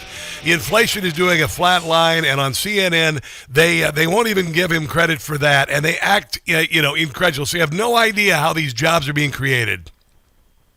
A little bit of breaking news. We just got new numbers. This is John Berman. Listen to John Berman. And Caitlin Collins, by the way, you just heard. She says that CNN is not biased against Trump. On CPI. Inflation came in cooler than expected. We're going to actually have a report on this in just a minute, but just to have it means that it's gone down quite a bit. Line is the inflation situation improved a little bit. A little bit. Did you hear that? A little bit. In January.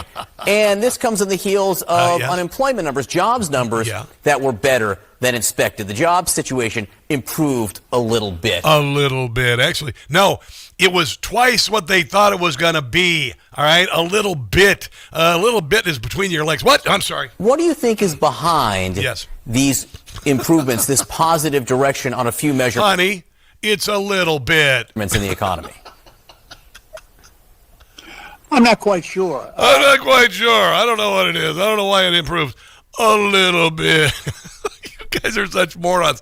I don't know. Maybe because he got deregulated. He's deregulating business. He's cutting taxes. He's allowing businesses to come in here and write off all of their if they're building a factory, to write it all off, and they close the southern border. And he's got $18 trillion in investment coming in the United States of America. Other than that, I don't know what caused the inflation to improve. A little bit. They really think it's the Soviet Union. They think it's, 2005 when CNN could just say anything and just get away with it. And they can't. They can't. It's just pathetic. And this is why so many have been fired. I found this little montage. CNN, I just found out, they lost 60% of their viewers since 2016. The Washington Post just fired 300 people.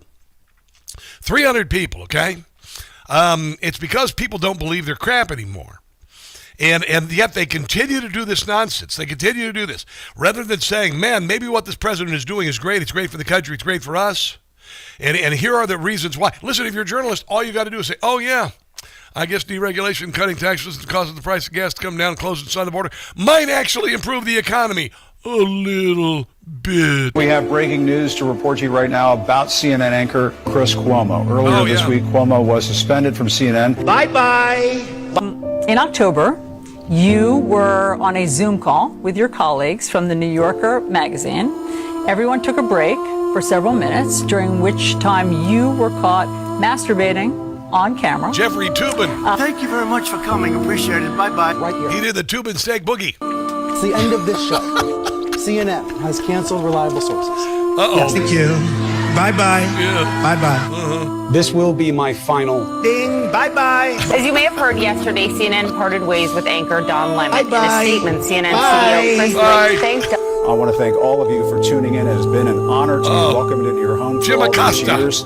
Jim, That's the I'm sorry. You're Washington. fired. Get out of here. Yeah. Before we go on this very busy news day, I just want to take a moment to share some personal news. Yes. This is my last day on air at CNN. Allison Calarata. Bye-bye. Wave goodbye. I had forgotten all those people got fired for being biased and lying and just presenting nonsense. Like, I know that the economy just got better by a little bit, and I have no idea why. It's like they literally, was it a few weeks ago? They said they don't know why. No, this is last year. They don't know why the number of fentanyl deaths have dropped in the country. They don't know why, fewer people are coming across the border. I'm serious, they were doing that last year. They were doing that last year. And this is what it wrought. That's why Apple News, it props these people up, even though nobody's watching them anymore. They put them on a platform, Apple News, and then you can still devour their nonsense in little bites, in a compendium of nonsense. That's why Apple News is doing what they are doing. All right, let's go ahead and take a break, kids, shall we? This is the Rob Carson Show.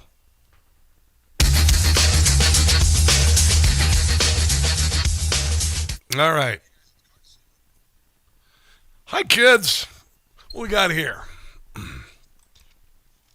Who's watching? Let me refresh this. I'm looking at X. There we go. I'm on YouTube. It's YouTube's Deplorable Dinosaur. What's going on? Karma Hickey. You're new. Hello. America Marcy. You're not, but we still love you. Deplorable Dinosaur. You too. Happy Friday, all of you. Happy Friday. Happy Friday to all of you. You're so freaking cool. Facebookage. New comments. Who's watching? Dale Arsenault, Squall White, Jellyfish Hunter.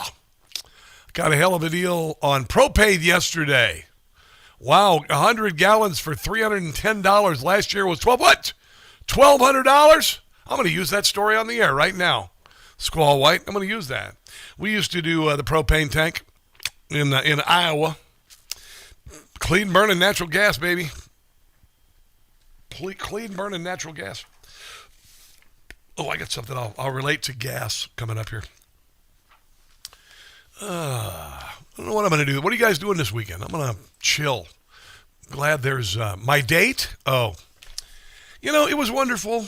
Dookie Bear. We had a wonderful date last night. Very nice person. I've known her for 10 years. And it's not, I don't right now don't have the ability for a romantic spark. It's just not going to happen. I just want to hang out with somebody.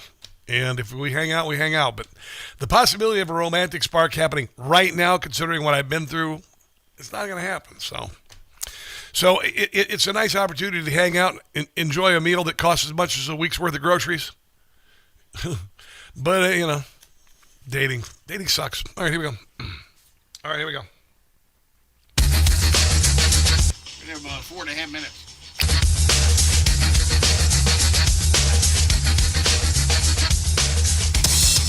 I was just looking at the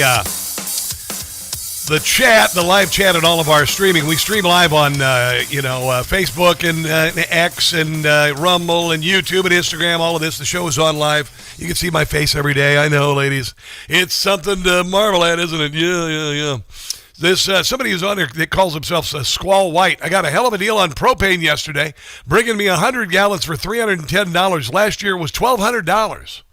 $1,200.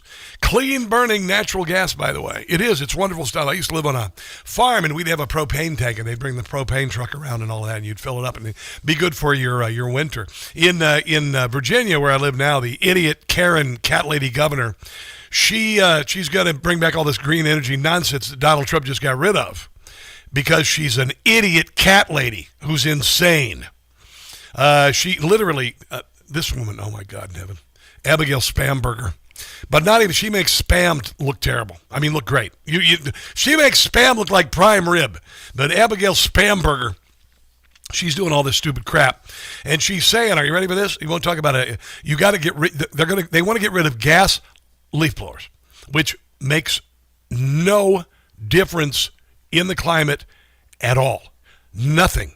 It disappears as soon as you smell it for a second, and it's gone. That's it. It's gone. Disappeared. It's such a tiny contribution. It's the dumbest thing in the world. And so she wants to get rid of those for some stupid reason. Then when you buy a stupid electric leaf blower, she's going to tax you on that. Speaking of natural gas, we break wind twice as much as previously thought. Scientists have discovered this from new smart underwear. Man, it would suck to be a pair of smart underwear. While breaking wind could help protect against Alzheimer's and postpartum depression, honey, I'm just trying to prevent Alzheimer's over here. there can be too much of a good thing. Scientists recently discovered that we're passing a gas a lot more than normally, thanks to some smarty underpants. Previously, research pinpointed an average of 14 a day, and not just, at Planet Fitness doing sit-ups. New. Occasionally that happened. Everybody kind of looks and goes, okay, be cool, don't say anything. It happens. Researchers at the University of Maryland, they know their gas, recently developed technology to measure human flatulence accurately, and it's up to an average of 32, I'll just say it, farts a day. 32, thanks to smart underwear. My ex-wife, never passed gas. She told me. It never happened. Never happened. She did leave the room a lot, though, unexpectedly. Individual rates varied, just like your mortgage. With some passing gas as few as 4 times a day, they have a little bit of kind of bloating there around the midsection, and others up to 59 times. 59 times. Previous estimates were so much lower due to self-reporting errors, because nobody wants to admit, oh, yeah, I do it all the time.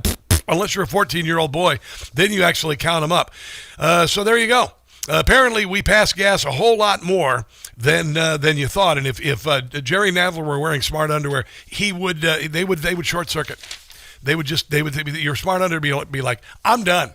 I am completely, I'm out of here. I mean, if I'm smart, and I am, I can't do this anymore. You know Joe Biden's smart underwear. It didn't end at the gas. It was, again, you would not want to be smart underwear with Joe Biden or Jerry Nadler wearing you, because you'd be like, I think I just want to end it all. I want to do something else for a living, or just, leave the planet. All right, so we got another hour of the show. We got Hollywood and Toto, Christian Toto, coming up. Going to talk about a little bit about the Olympics. I got some interesting thoughts on the Olympics. Also, yesterday, Keith Ellison on Capitol Hill, and Zohran Mamdani wants more tax money to waste, and New York is saying, nope, no more for you. That's all coming up. Don't go anywhere.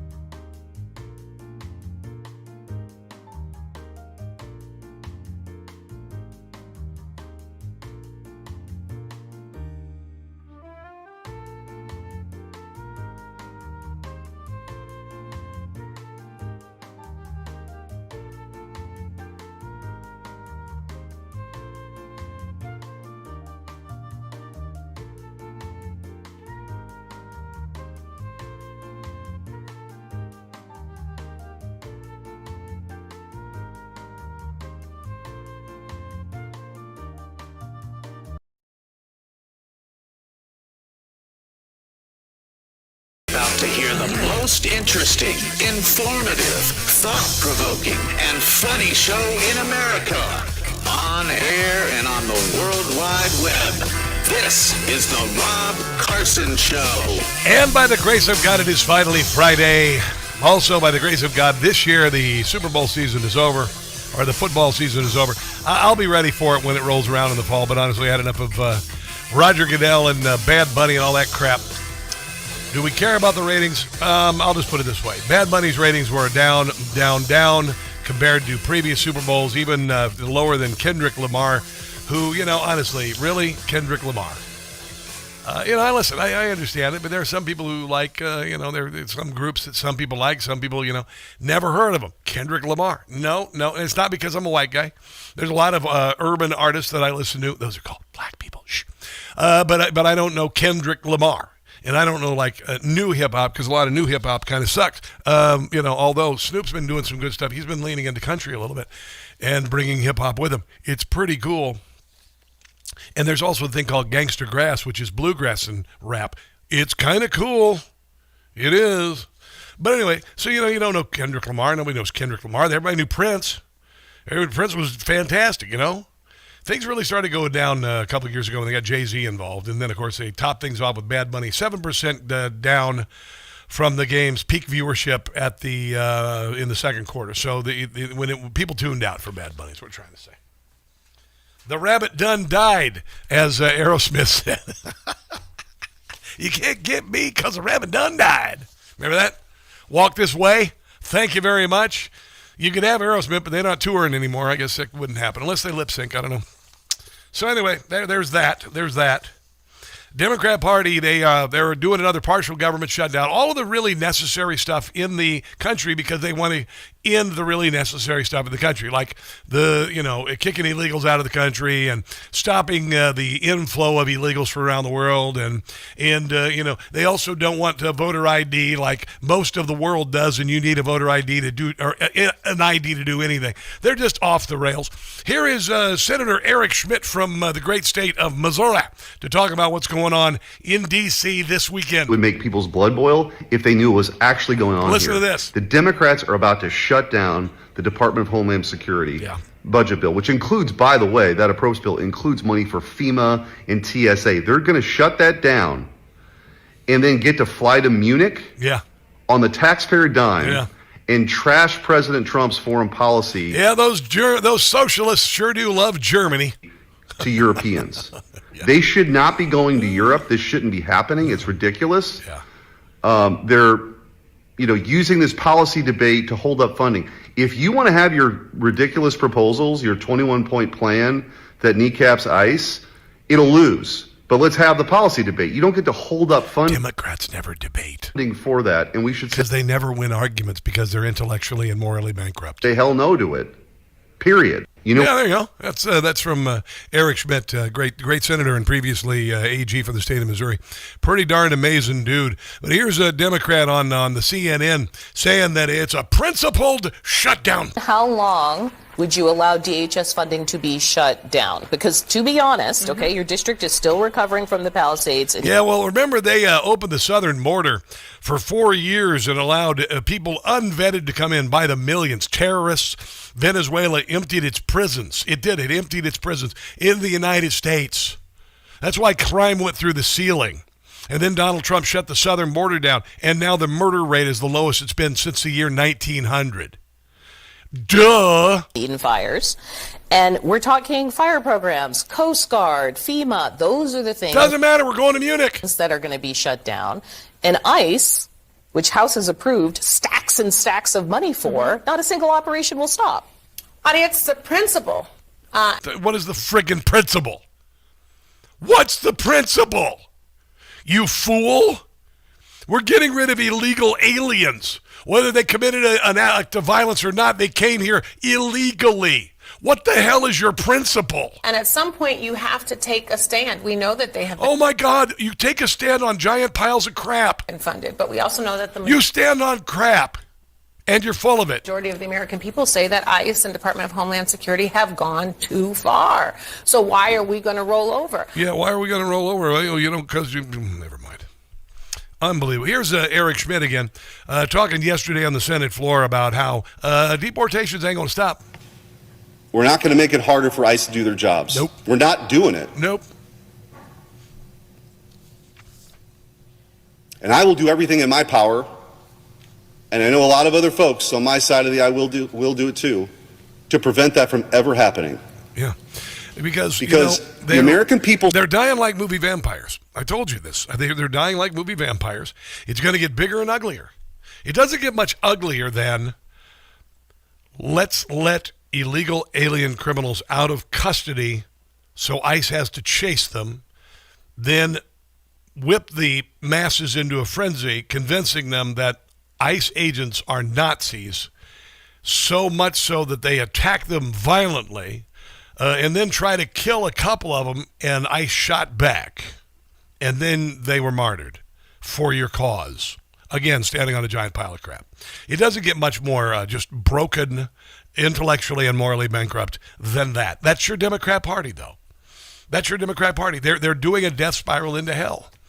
They're doing insane stuff. They're saying that now, not only is it racist to get an ID to vote, even though everything in your life requires an ID.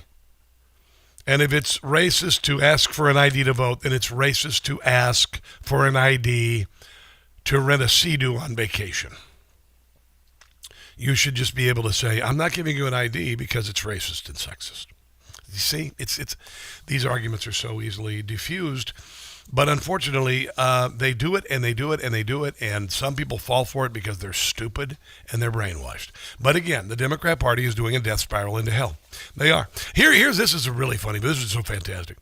So, Tim Walz has presided over the theft of billions of dollars, thanks to largely Somali fake charities. From feeding our kids to autism, to adult daycare, to adult daycare transportation, all of this. Billions of dollars. It's happening all over the country. Democrats doing this. About 10% Republicans, what I'm hearing now. There are a lot of Republicans on the gravy train, too. But it is happening all over the country. And again, I mentioned to you that in Minneapolis, they let criminally illegal aliens, rape, whatever, let them out. Make ICE come and get them, then stand back and go, we got to do everything we can to stop ICE. Peacefully protest ICE. Do whatever you can. Put your body in the way of ICE, like the lieutenant governor up there, who is a bat guano crazy cat lady. All right? And then watch the destruction happen. And then Tim Walz demands money from the federal government to clean up the mess they made. The federal government needs to pay for what they broke here. There are going to be accountability on the things that happen, but this guy has got such frickin' hubris. One of the things is the incredible and immense costs that were borne by the people of this state. The federal government needs to be responsible. You don't get to break. ICE didn't go in and break stuff and burn stuff and, build barricades and attack hotels. Break things and then just leave without doing something about it. So we're going to be asking the federal delegation to be investing and doing. Yeah, you know what I'd say if I were the federal, I'd say something dirty. I would say to perform some sort of an act. That's what I would say. This is Rick Scott yesterday talking about how it's odd in states like Texas and others where ICE were just allowed to go get the illegal alien criminals after getting, the necessary paperwork and whatnot, going to like a detention facility and picking them up. No damage at all. When you were in Florida, did our sheriff's office and police officers, did they, if somebody was being released that was an illegal alien and had a criminal background, did they say, no, we're not going to talk to ICE? Was that your experience? No, sir. So have we had all these protests in Florida? Yeah. No, sir. Ooh. Have you had problems with ICE-involved shootings in Florida? No, sir. Why? I think, sir, it's just the cooperation factor. That's a huge point. Why aren't they demanding federal money to come clean up the mess that ICE made there? Portion of it. And if I could, sir. Yeah, because ICE didn't make the mess, you moron. When it comes to the detainer, ICE respects state law as well. Minnesota has it where they can't hold individuals based on the detainer. Massachusetts has the Lund decision where they can't hold individuals. Why would they have that? How does that help? How does that help anybody? Because they're Democrats that lives in that community. Sir, it doesn't help public safety. No. But what I would ask is What? that even with the detainer, if you don't want to hold that person and it violates your state law, at least give us the chance to make that phone call. You would think. But oddly enough, no damage in places where they just cooperated ICE, which means basically that ICE isn't doing the damage, Because Minneapolis is a clown town. Jim Gossett as the Prezi. With the actions he's taken, Jacob Fry is making Minneapolis a clown town. Ice fries a bows, and while Tim Walz is dozing, city has become a clown town. Ilhan Omar's hiding fraud, Keith Ellison's obstructing a war on law enforcement. Jacob Fry's conducting. Tampon Tim is so incompetent. Most Minnesotans want no more of him. It's a clown town, Minneapolis, clown town. It's far from fabulous, clown town. Once great cities become. Wow, I whipped up every old dance move ever town. There. I did, yeah. Clown town. Here is Jacob Fry, the mayor of Minneapolis, the Justin Trudeau of Minneapolis, demanding reparations, I guess. Walz was talking about that as well, and he said he wants federal compensation because of what happened in Minnesota. He said you don't get to break things and then just leave without doing something about it. Do you agree with that there should be federal compensation? I do. Yeah, you know what? Screw you. How about that? Let's take a break and come back. This is the Rob Carson Show. Oh, so funny. You still thinking job change in the new year?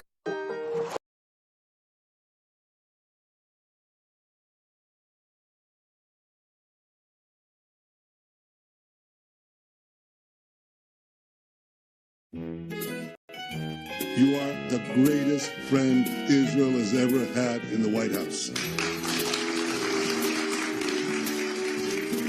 You got a friend in me. You got a friend in BB.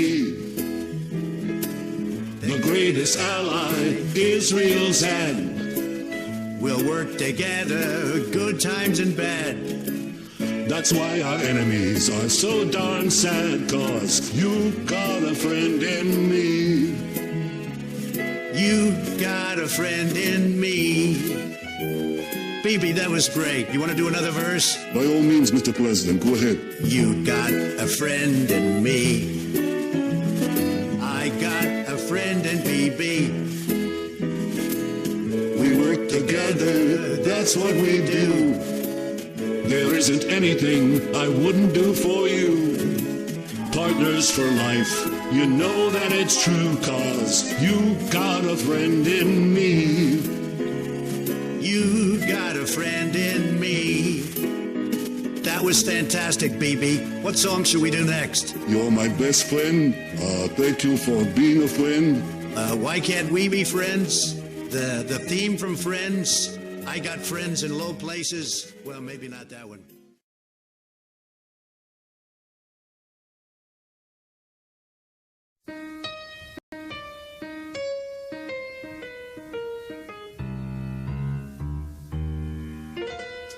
I make the Democrats look incredibly dumb. Inflation is down, the economy's starting to hum. Still, it's a real good bet, the best is yet to come. Best is yet to come since we bombed Iran. Taking out all their nukes, that was part of the plan. The border's secure once again. Illegals are getting in. Doge has saved us billions. This is what it's like to win. Best is yet to come, and it's gonna be fine. Best is yet to come. Hear the Democrats whine. Listen to them whine. The last laugh is mine.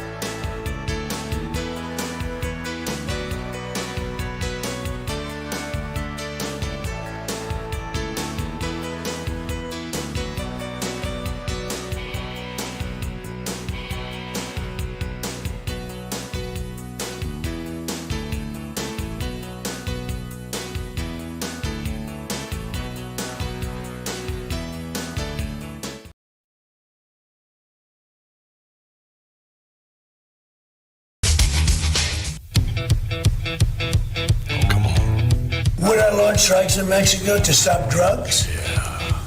It's okay with me. Come on. Boom, boom, boom, boom.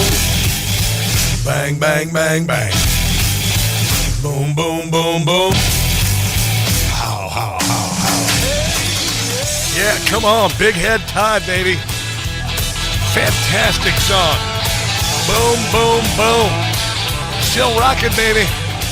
Still rocking on a Friday. I need a little Big Head Todd today. I'm going to be going to the gym today. I need some good music. I've got so much music. And I told you a couple weeks ago, started to listen to the Sinners soundtrack. And it's one of the best soundtracks I've heard in a very long time. I can't remember the last time a movie soundtrack I wanted to listen to. But it is a compendium of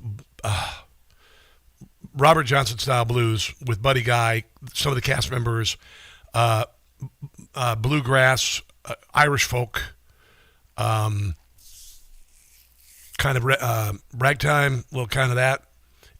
It's so bloody good. It's so bloody good. I mean, whoa.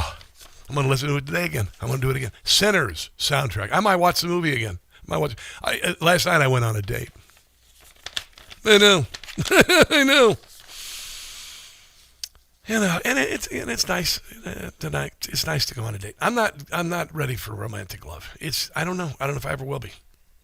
You know, when you're with somebody from age 27 to age 59, it's like, I don't know. But anyway, we had a delightful conversation. I spent as much as I would on a week's worth of groceries on a meal.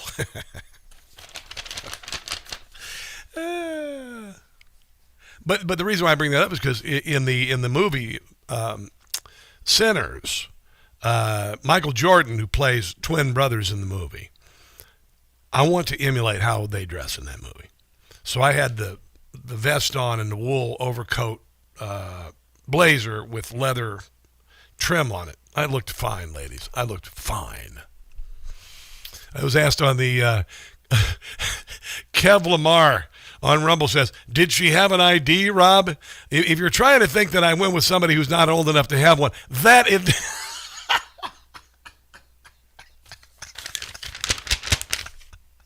Anyway, but watch that movie and look at Michael Jordan. That's what I want to dress like right there. That blazer with the vest. I've been wearing that and the cool shirt. I can't wear a hat as cool as he can, but that's what I'm wearing. That's what I like. Anyway, this is Capitol Hill, Bondi. This is Minneapolis. Mr. Chairman, I would remind everyone here, why did this happen in Minneapolis? Why did federal law enforcement have to go to Minneapolis? Because of industrial scale fraud. Yeah. It was an assistant United States attorney that said, this is industrial scale fraud that's going on in Minnesota at this point. I sent a letter to our governor in Wisconsin. Yeah. We're right across the border there. My district is only 20 miles from the city of Minneapolis. Probably right there, Stillwater. It's a lovely little town over there, Minneapolis.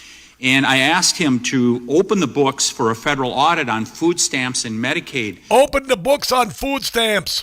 Don't you think it would be a good idea for every governor? It would be a good idea to do that at this point? It protects the citizens. You'd think it would, yeah. Carl Higbee, who is an American badass. He is amazing. He's on Newsmax every night. He's, he kicked a lot of doors in over there in Iraq and killed a lot of bad guys because he's, an American badass. And he had some great comments yesterday because, Keith Ellison went up on Capitol Hill and he's crooked as the day is long. And like a road through the Andes, or I don't even know. He's so dang crooked. But anyway, he was up there, and Carl Higbee did a little commentary on Keith Ellison, who, I mean, honestly, I hope and pray he goes to jail. I really, really do, because he is a crooked son of a bee. If it only took Nick Shirley going in and just tapping on the door on one to discover $9 billion in fraud. Why didn't the AG? Well, of course, because the AG is crooked. Thank you very much. Carl Higbee. That should probably land him in handcuffs. And I hope this committee refers him for criminal charges. Why'd you take their money?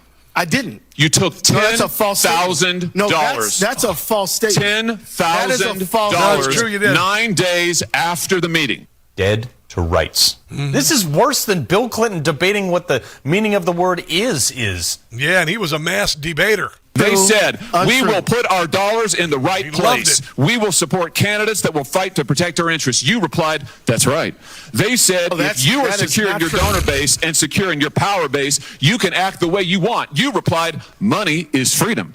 They said the amount of money circulate. I'm reading the transcript. What did Ellison think was going to happen here? Yeah. I mean, I've seen enough. And apparently, so has the good senator. You know what? This is a theatrical 10,000. performance. This is the truth. It This is has what nothing accountability to do- looks like, of which you've had none. You helped fraudsters defraud your state and this government of $9 billion, and you got a fat campaign contribution out of it. You ought to be indicted. Yep. Let's do that. That is Carl Higbee, man. Carl just kicks butt. You got to watch his show. Carl Higbee, Rob Finnerty, Rob Schmidt, Greta Van Susteren, who the heck else? I mean, Greg Kelly, all of them on Newsmax every night. Honestly, it's a news revolution. I'm so proud to be a part of this organization. I've been with them for 6 darn years. They gave me the opportunity to do this show. That's Chris Ruddy and Newsmax. So I'm so grateful. If you get a chance to download the free Newsmax app on your smartphone, you're going to enjoy it. You're going to enjoy it, and you're going to get news like Apple News doesn't give you. They're going to give you the truth, and you're also going to get some great commentary from people like the badass Carl Higbee. All right, so gold is, what is gold at right now? It's under $5,100. It's at $5,043. It's giving you a pause so you can get in on the gold market. It went up to $5,600. People sold it. They came back, pardon the cough. There are a never-ending list of reasons smart Americans diversify a portion of their savings into precious metals of birch gold, and gold has been on a record run, and it's nowhere near stopping. Thank you very much. Pardon me again. If you would like to get involved in gold, you'd like to convert an existing IRA or 401k to an IRA in gold in a company that I trust, which is, by the way, Birch Gold. All you got to do is text my name. You know it. It's Rob, R-O-B. Even a Democrat can do it. R-O-B to 989898. R-O-B to the number 989898. They're going to give you all sorts of information. Excuse me one second. They're going to give you all sorts of information. No obligation, and get the ball rolling. And then when you decide to pull the trigger, you'll get on the phone with the rep from Birch Gold and the rep from your IRA, and they'll just do a little talking here, and they'll settle up, and then they'll get a check sent to Birch Gold, and Birch Gold will invest your money, and boom, there you go. And you're sitting on a pile of gold, a lot of bullion, ladies and gentlemen. Text my name, Rob, to 989898 for Birch Gold. Coming up, the great Christian Toto, Hollywood and Toto on a Friday. Don't go anywhere.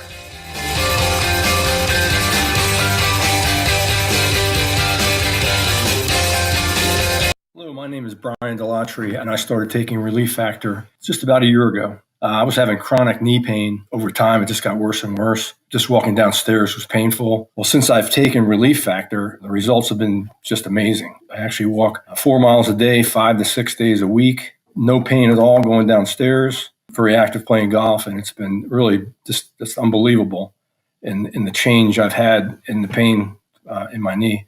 Hope that someone who's experienced the same type of pain gives Relief Factor a try.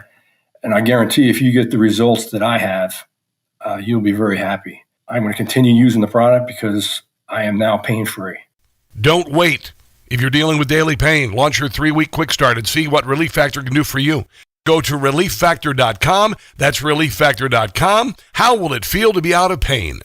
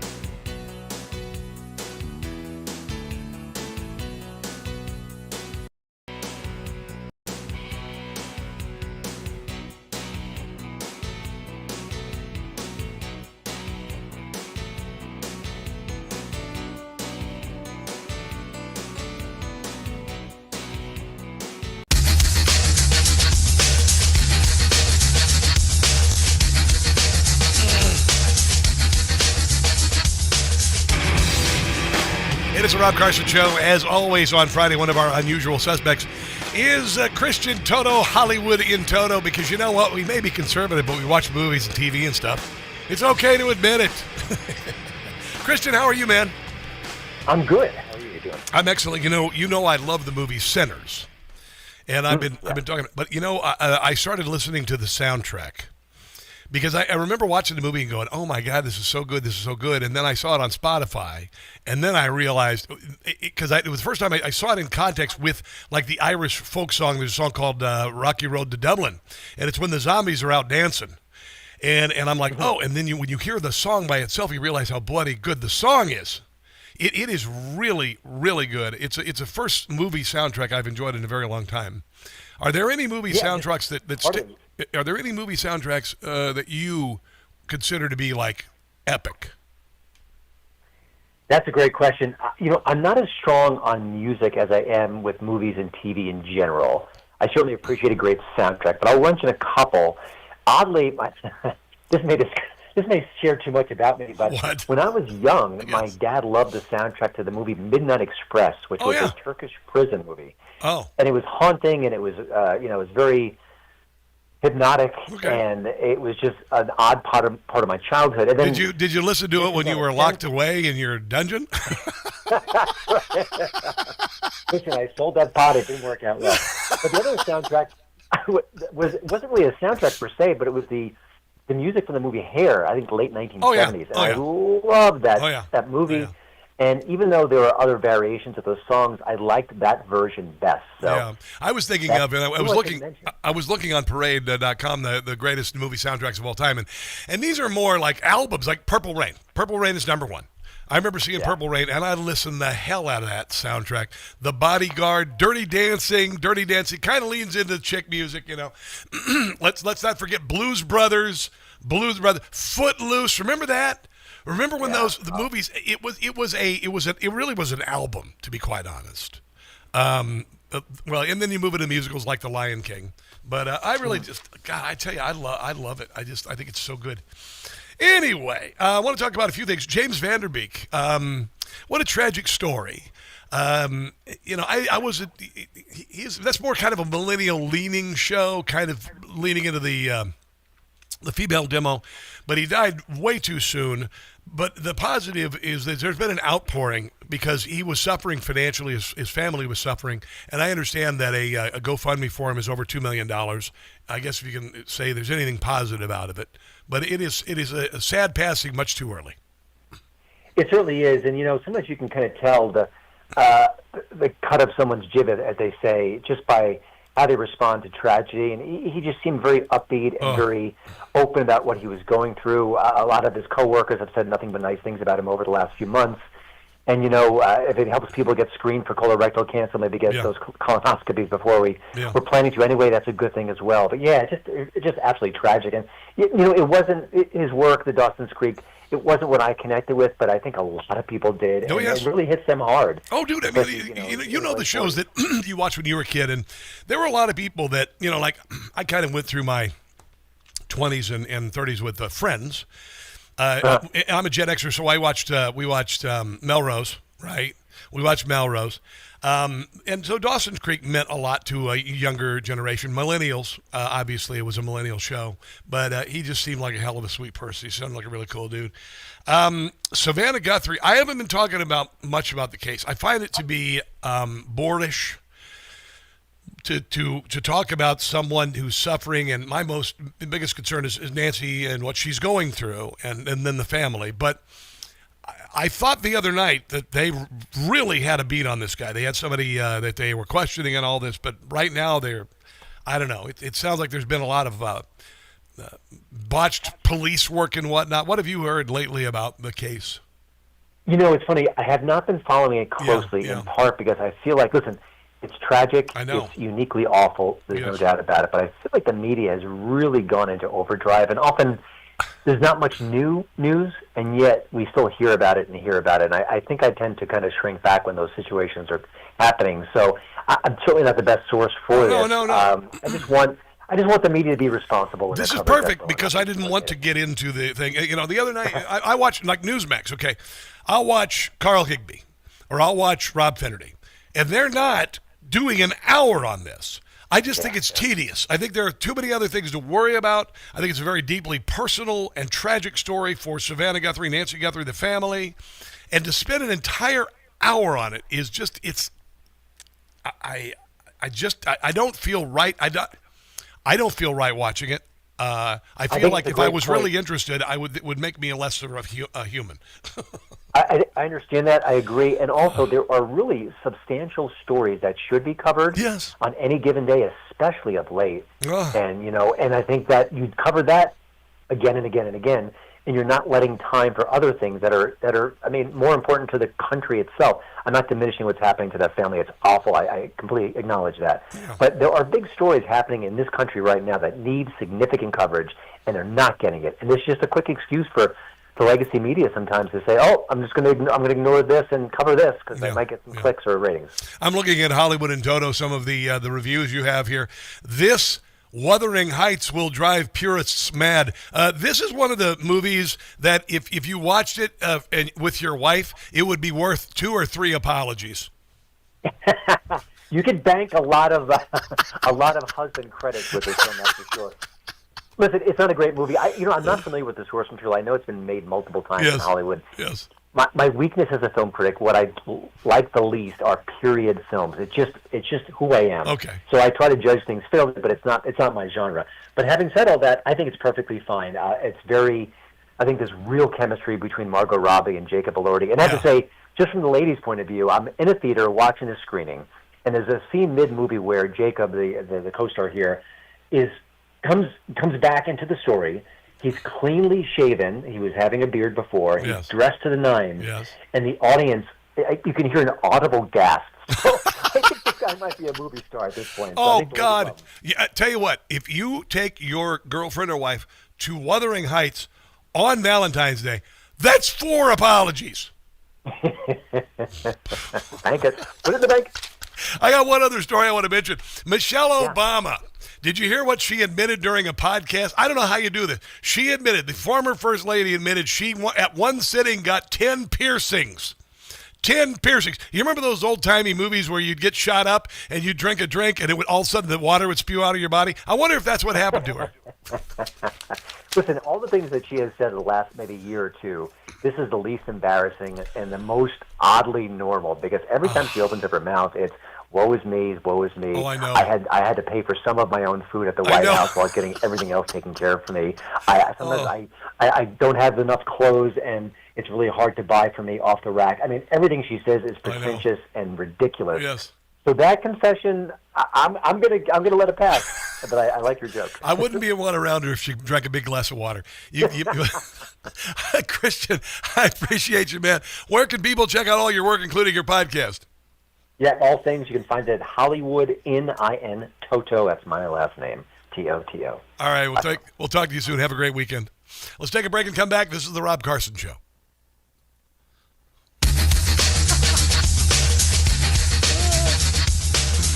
Hey guys, it's Carson.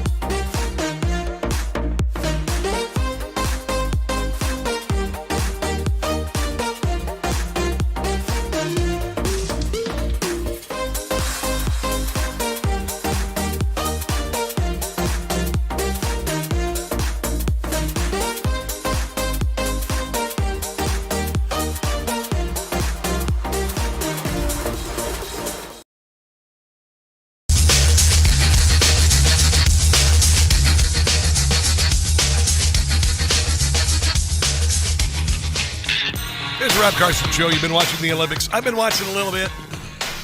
I got to tell you, I know I'm not complaining. I spend my entire waking day going to work and doing show prep. That's what I do during the week. It's just the way it is. Because I love what I do. I want to be prepared. I want to be able to come to the table, be able to converse about everything, and maybe even present some things that nobody else is doing. Do some humor. Do some comedy. How about that? A little bit of comedy. But I've been a little bit of the Olympics, and I thought this was kind of interesting. You got these, I don't know what the hell, spoiled, entitled children. There's a gold medalist. Her name is Amber Glenn, and she calls herself, she's pansexual. Okay, I don't know, maybe she likes to have sex in the kitchen. What the hell is pansexual? So like Peter Pansexual? You like to, pretend like you're a fairy or something? I don't know, that sounded weird. You want to fly? We can fly, we can fly, we can fly. I'm pansexual. What the hell? Pansexual. It's got to do something with the kitchen. It's got to be something with the kitchen. I have no idea. But anyway, she's pansexual. And she won a gold medal, and she says that, quote, queers are under attack in the United States. Well, no, they're not, you moron.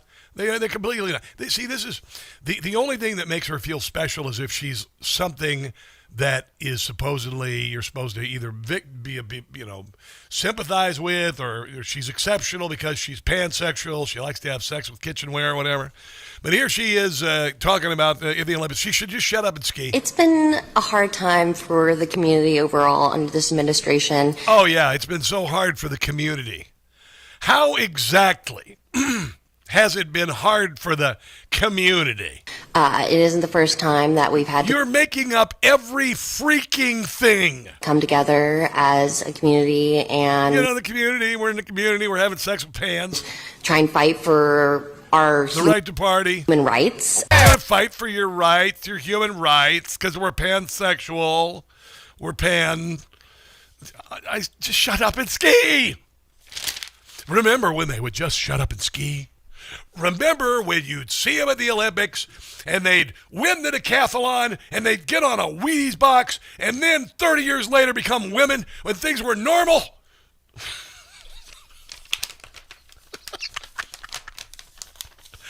Yeah, I know that happened. Bruce Jenner. I don't know if you knew this. For you Gen Zers.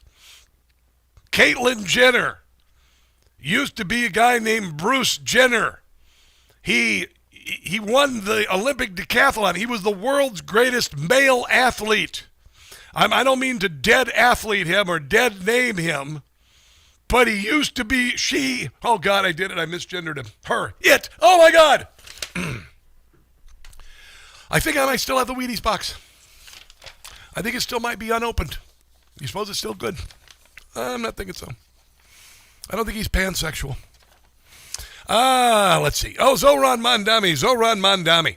He's the mayor of New York, and just like this moron crazy cat lady who's the Virginia governor, she has a $2.3 billion surplus, and she wants to raise taxes. Zohran Mamdani, the city of New York is already scrod. And he's coming in and immediately says we have a budget crisis and he needs to raise taxes. Here is a woman who's lived 26 years in New York City, what she's seeing. There's no way that people are actually visiting New York City or people live in New York City and they enjoy living. I have lived in New York City my entire life. I have never seen something like this, ever. I've lived here 26 years. Oh, it's pretty bad during COVID. I was there. I'm currently driving through Canal Street. Yeah. It literally looks like I just entered a third world country. Yeah. Streets are absolutely disgusting. There's garbage everywhere. There's cops just swarming the streets for no reason because they're making it into San Francisco and Philadelphia. They're not even doing anything. It literally looks like a cesspool full of people that are imported here. That's the warmth of collectivism. Here and placed here to ruin the city. It's so disgusting. And then on top of that, you guys went and voted for an absolute imbecile to run the city who is going to do nothing except make the city worse. So enjoy New York City. This is definitely not the Big Apple anymore. No. I don't know what this is. No, it's a big piece of crap is what it is. Here's Zohran Zohran the Destroyer. He went to Albany yesterday to beg for money. Was not well received. We've lowered that $12 billion gap to $7 billion. Testifying before a joint budget hearing in Albany, the mayor admitted that his team had underestimated income from Wall Street salaries and bonuses, and identified They always underestimate, so they need more taxes. $1 billion in efficiencies, but insisted that it's not nearly enough. I believe that the wealthiest individuals and most profitable corporations should contribute a little bit more so that everyone can live Blah, blah, blah, blah. Yeah, that's exactly what friggin' Fidel Castro said. lives of dignity. That's why, along with raising the corporate tax, I'm asking for a 2% raise in personal income taxes on the most affluent New Yorkers. But the mayor's request raised more than a few eyebrows. We can't keep raising taxes and have people fleeing. You're talking about free busing, free childcare. So that's pretty ambitious. The state is in serious fiscal trouble as well. I have a big concern because of your philosophy. So do you have any concern about that? I am confident that people will continue to stay in the city. This is, I use the analogy of candy aisle kids. You've heard me do this, right? Because years ago, when I was growing up, we didn't have shopping carts that looked like aircraft carriers that could seat 4. And we didn't have separate candy aisles, all right? So if you went to every one of the checkouts had candy in them, right?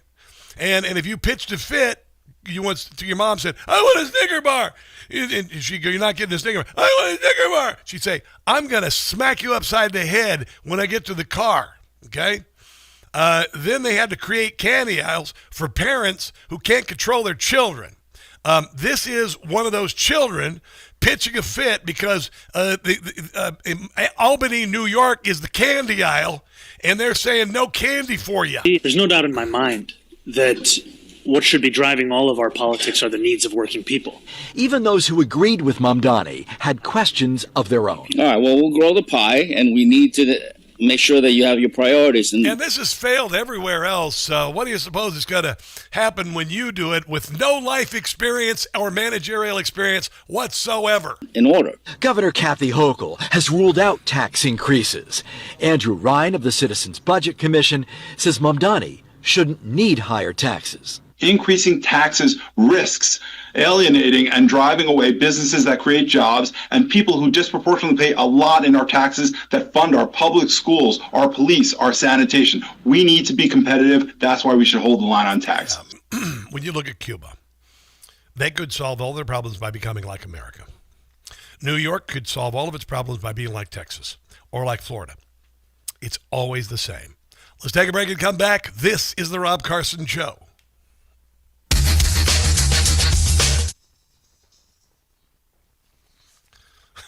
Hi, guys.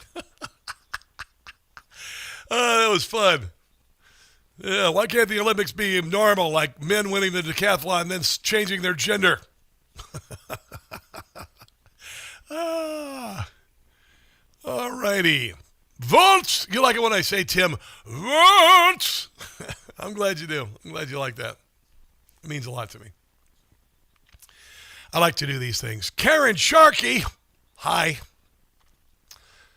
Welcome to the show. Haven't seen you there before, but we're glad to have you. Glad to have you. You guys were talking cigars earlier. I might have a cigar this weekend. There's a couple really cool cigar places here, and I got some new. Oh, Rocky says, hi, Rob. How's that dioxin working for you? I don't know. What do you think? I'll just be honest. I'm not afraid to admit it. I started taking Propecia probably 30 years old. So I take Propecia, and I've been off of it. But I do Nioxin shampoo, okay? Then I put this Nioxin stuff here, and then I do Rogaine mousse. And the Rogaine mousse is actually just a really good mousse. You know, here's what happens. Rogaine stops this. Propecia stops this. It's different. It really is different. Propecia, Rogaine. And Nioxin is just a really good shampoo. I haven't lost a lot of hair, but I was worried about it. And so I started doing it. I like it. It makes the hair's full, and I think it looks good. You know, whatever. It's real. It's real. I'm not afraid to admit it.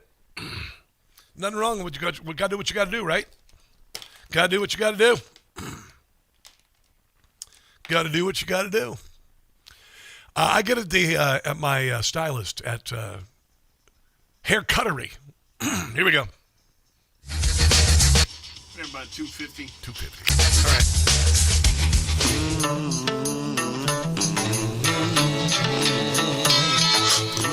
All right, so this is going to be an amazing year. You know, we know the Democrat Party is dying like movie vampires. Sorry, a little phlegm there. Dragging and kicking and screaming and trying to drag us into hell with them. But we're not going to do that. We're going to celebrate this year. It's going to be so fantastic.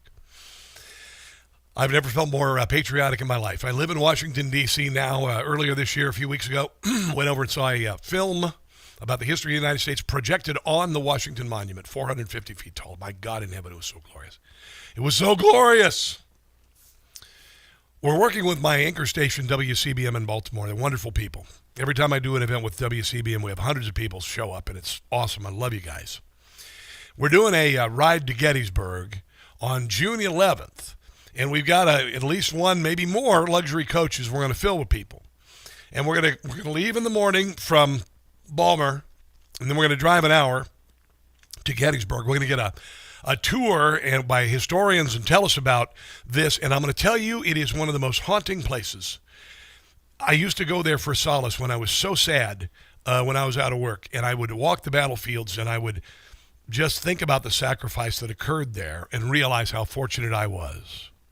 And I want you to go with me, okay? So we're going to have lunch at this place called the Dobbin House, and then we're going to drive back that evening. All one day, the 11th of June. If you want to go to WCBM.com, WCBM.com. Tickets are $130, which I think is a deal. Thank you very much. We'll hang out together, and we will witness history, and you will feel it. You're going to love it. So this weekend, my TV show is called Rob Carson's What in the World on Newsmax. It is Newsmax only comedy show. It is. And Donald Trump told me at Mar-a-Lago, not kidding, Rob, you're the funniest guy on television. It was one of the greatest things I could have ever, because when he told me that, it was a year after I stopped selling cars. So if you get a chance to watch it, it's Sunday night. After Michael Savage, where you'd expect to find a comedy show. Sunday night at 8:30 on Newsmax, okay? Sunday night at 8:30 on Newsmax. It's called Rob Carson's What in the World. Download the Newsmax app or get a Newsmax Plus membership. But Sunday night at 8:30, set your DVR, tell your friends about it. We'll hang out together. I might even do a live podcast afterwards and eat popcorn, whatever. Anyway, God bless you guys. Have a glorious weekend. Spring is arriving, 250th year of our birth. God bless Donald Trump and his administration, what he's doing for America. And until Monday, don't catch the stupid. I'll see you then. I love you guys. Information. Truth is freedom. Is Newsmax. It's real news for real people.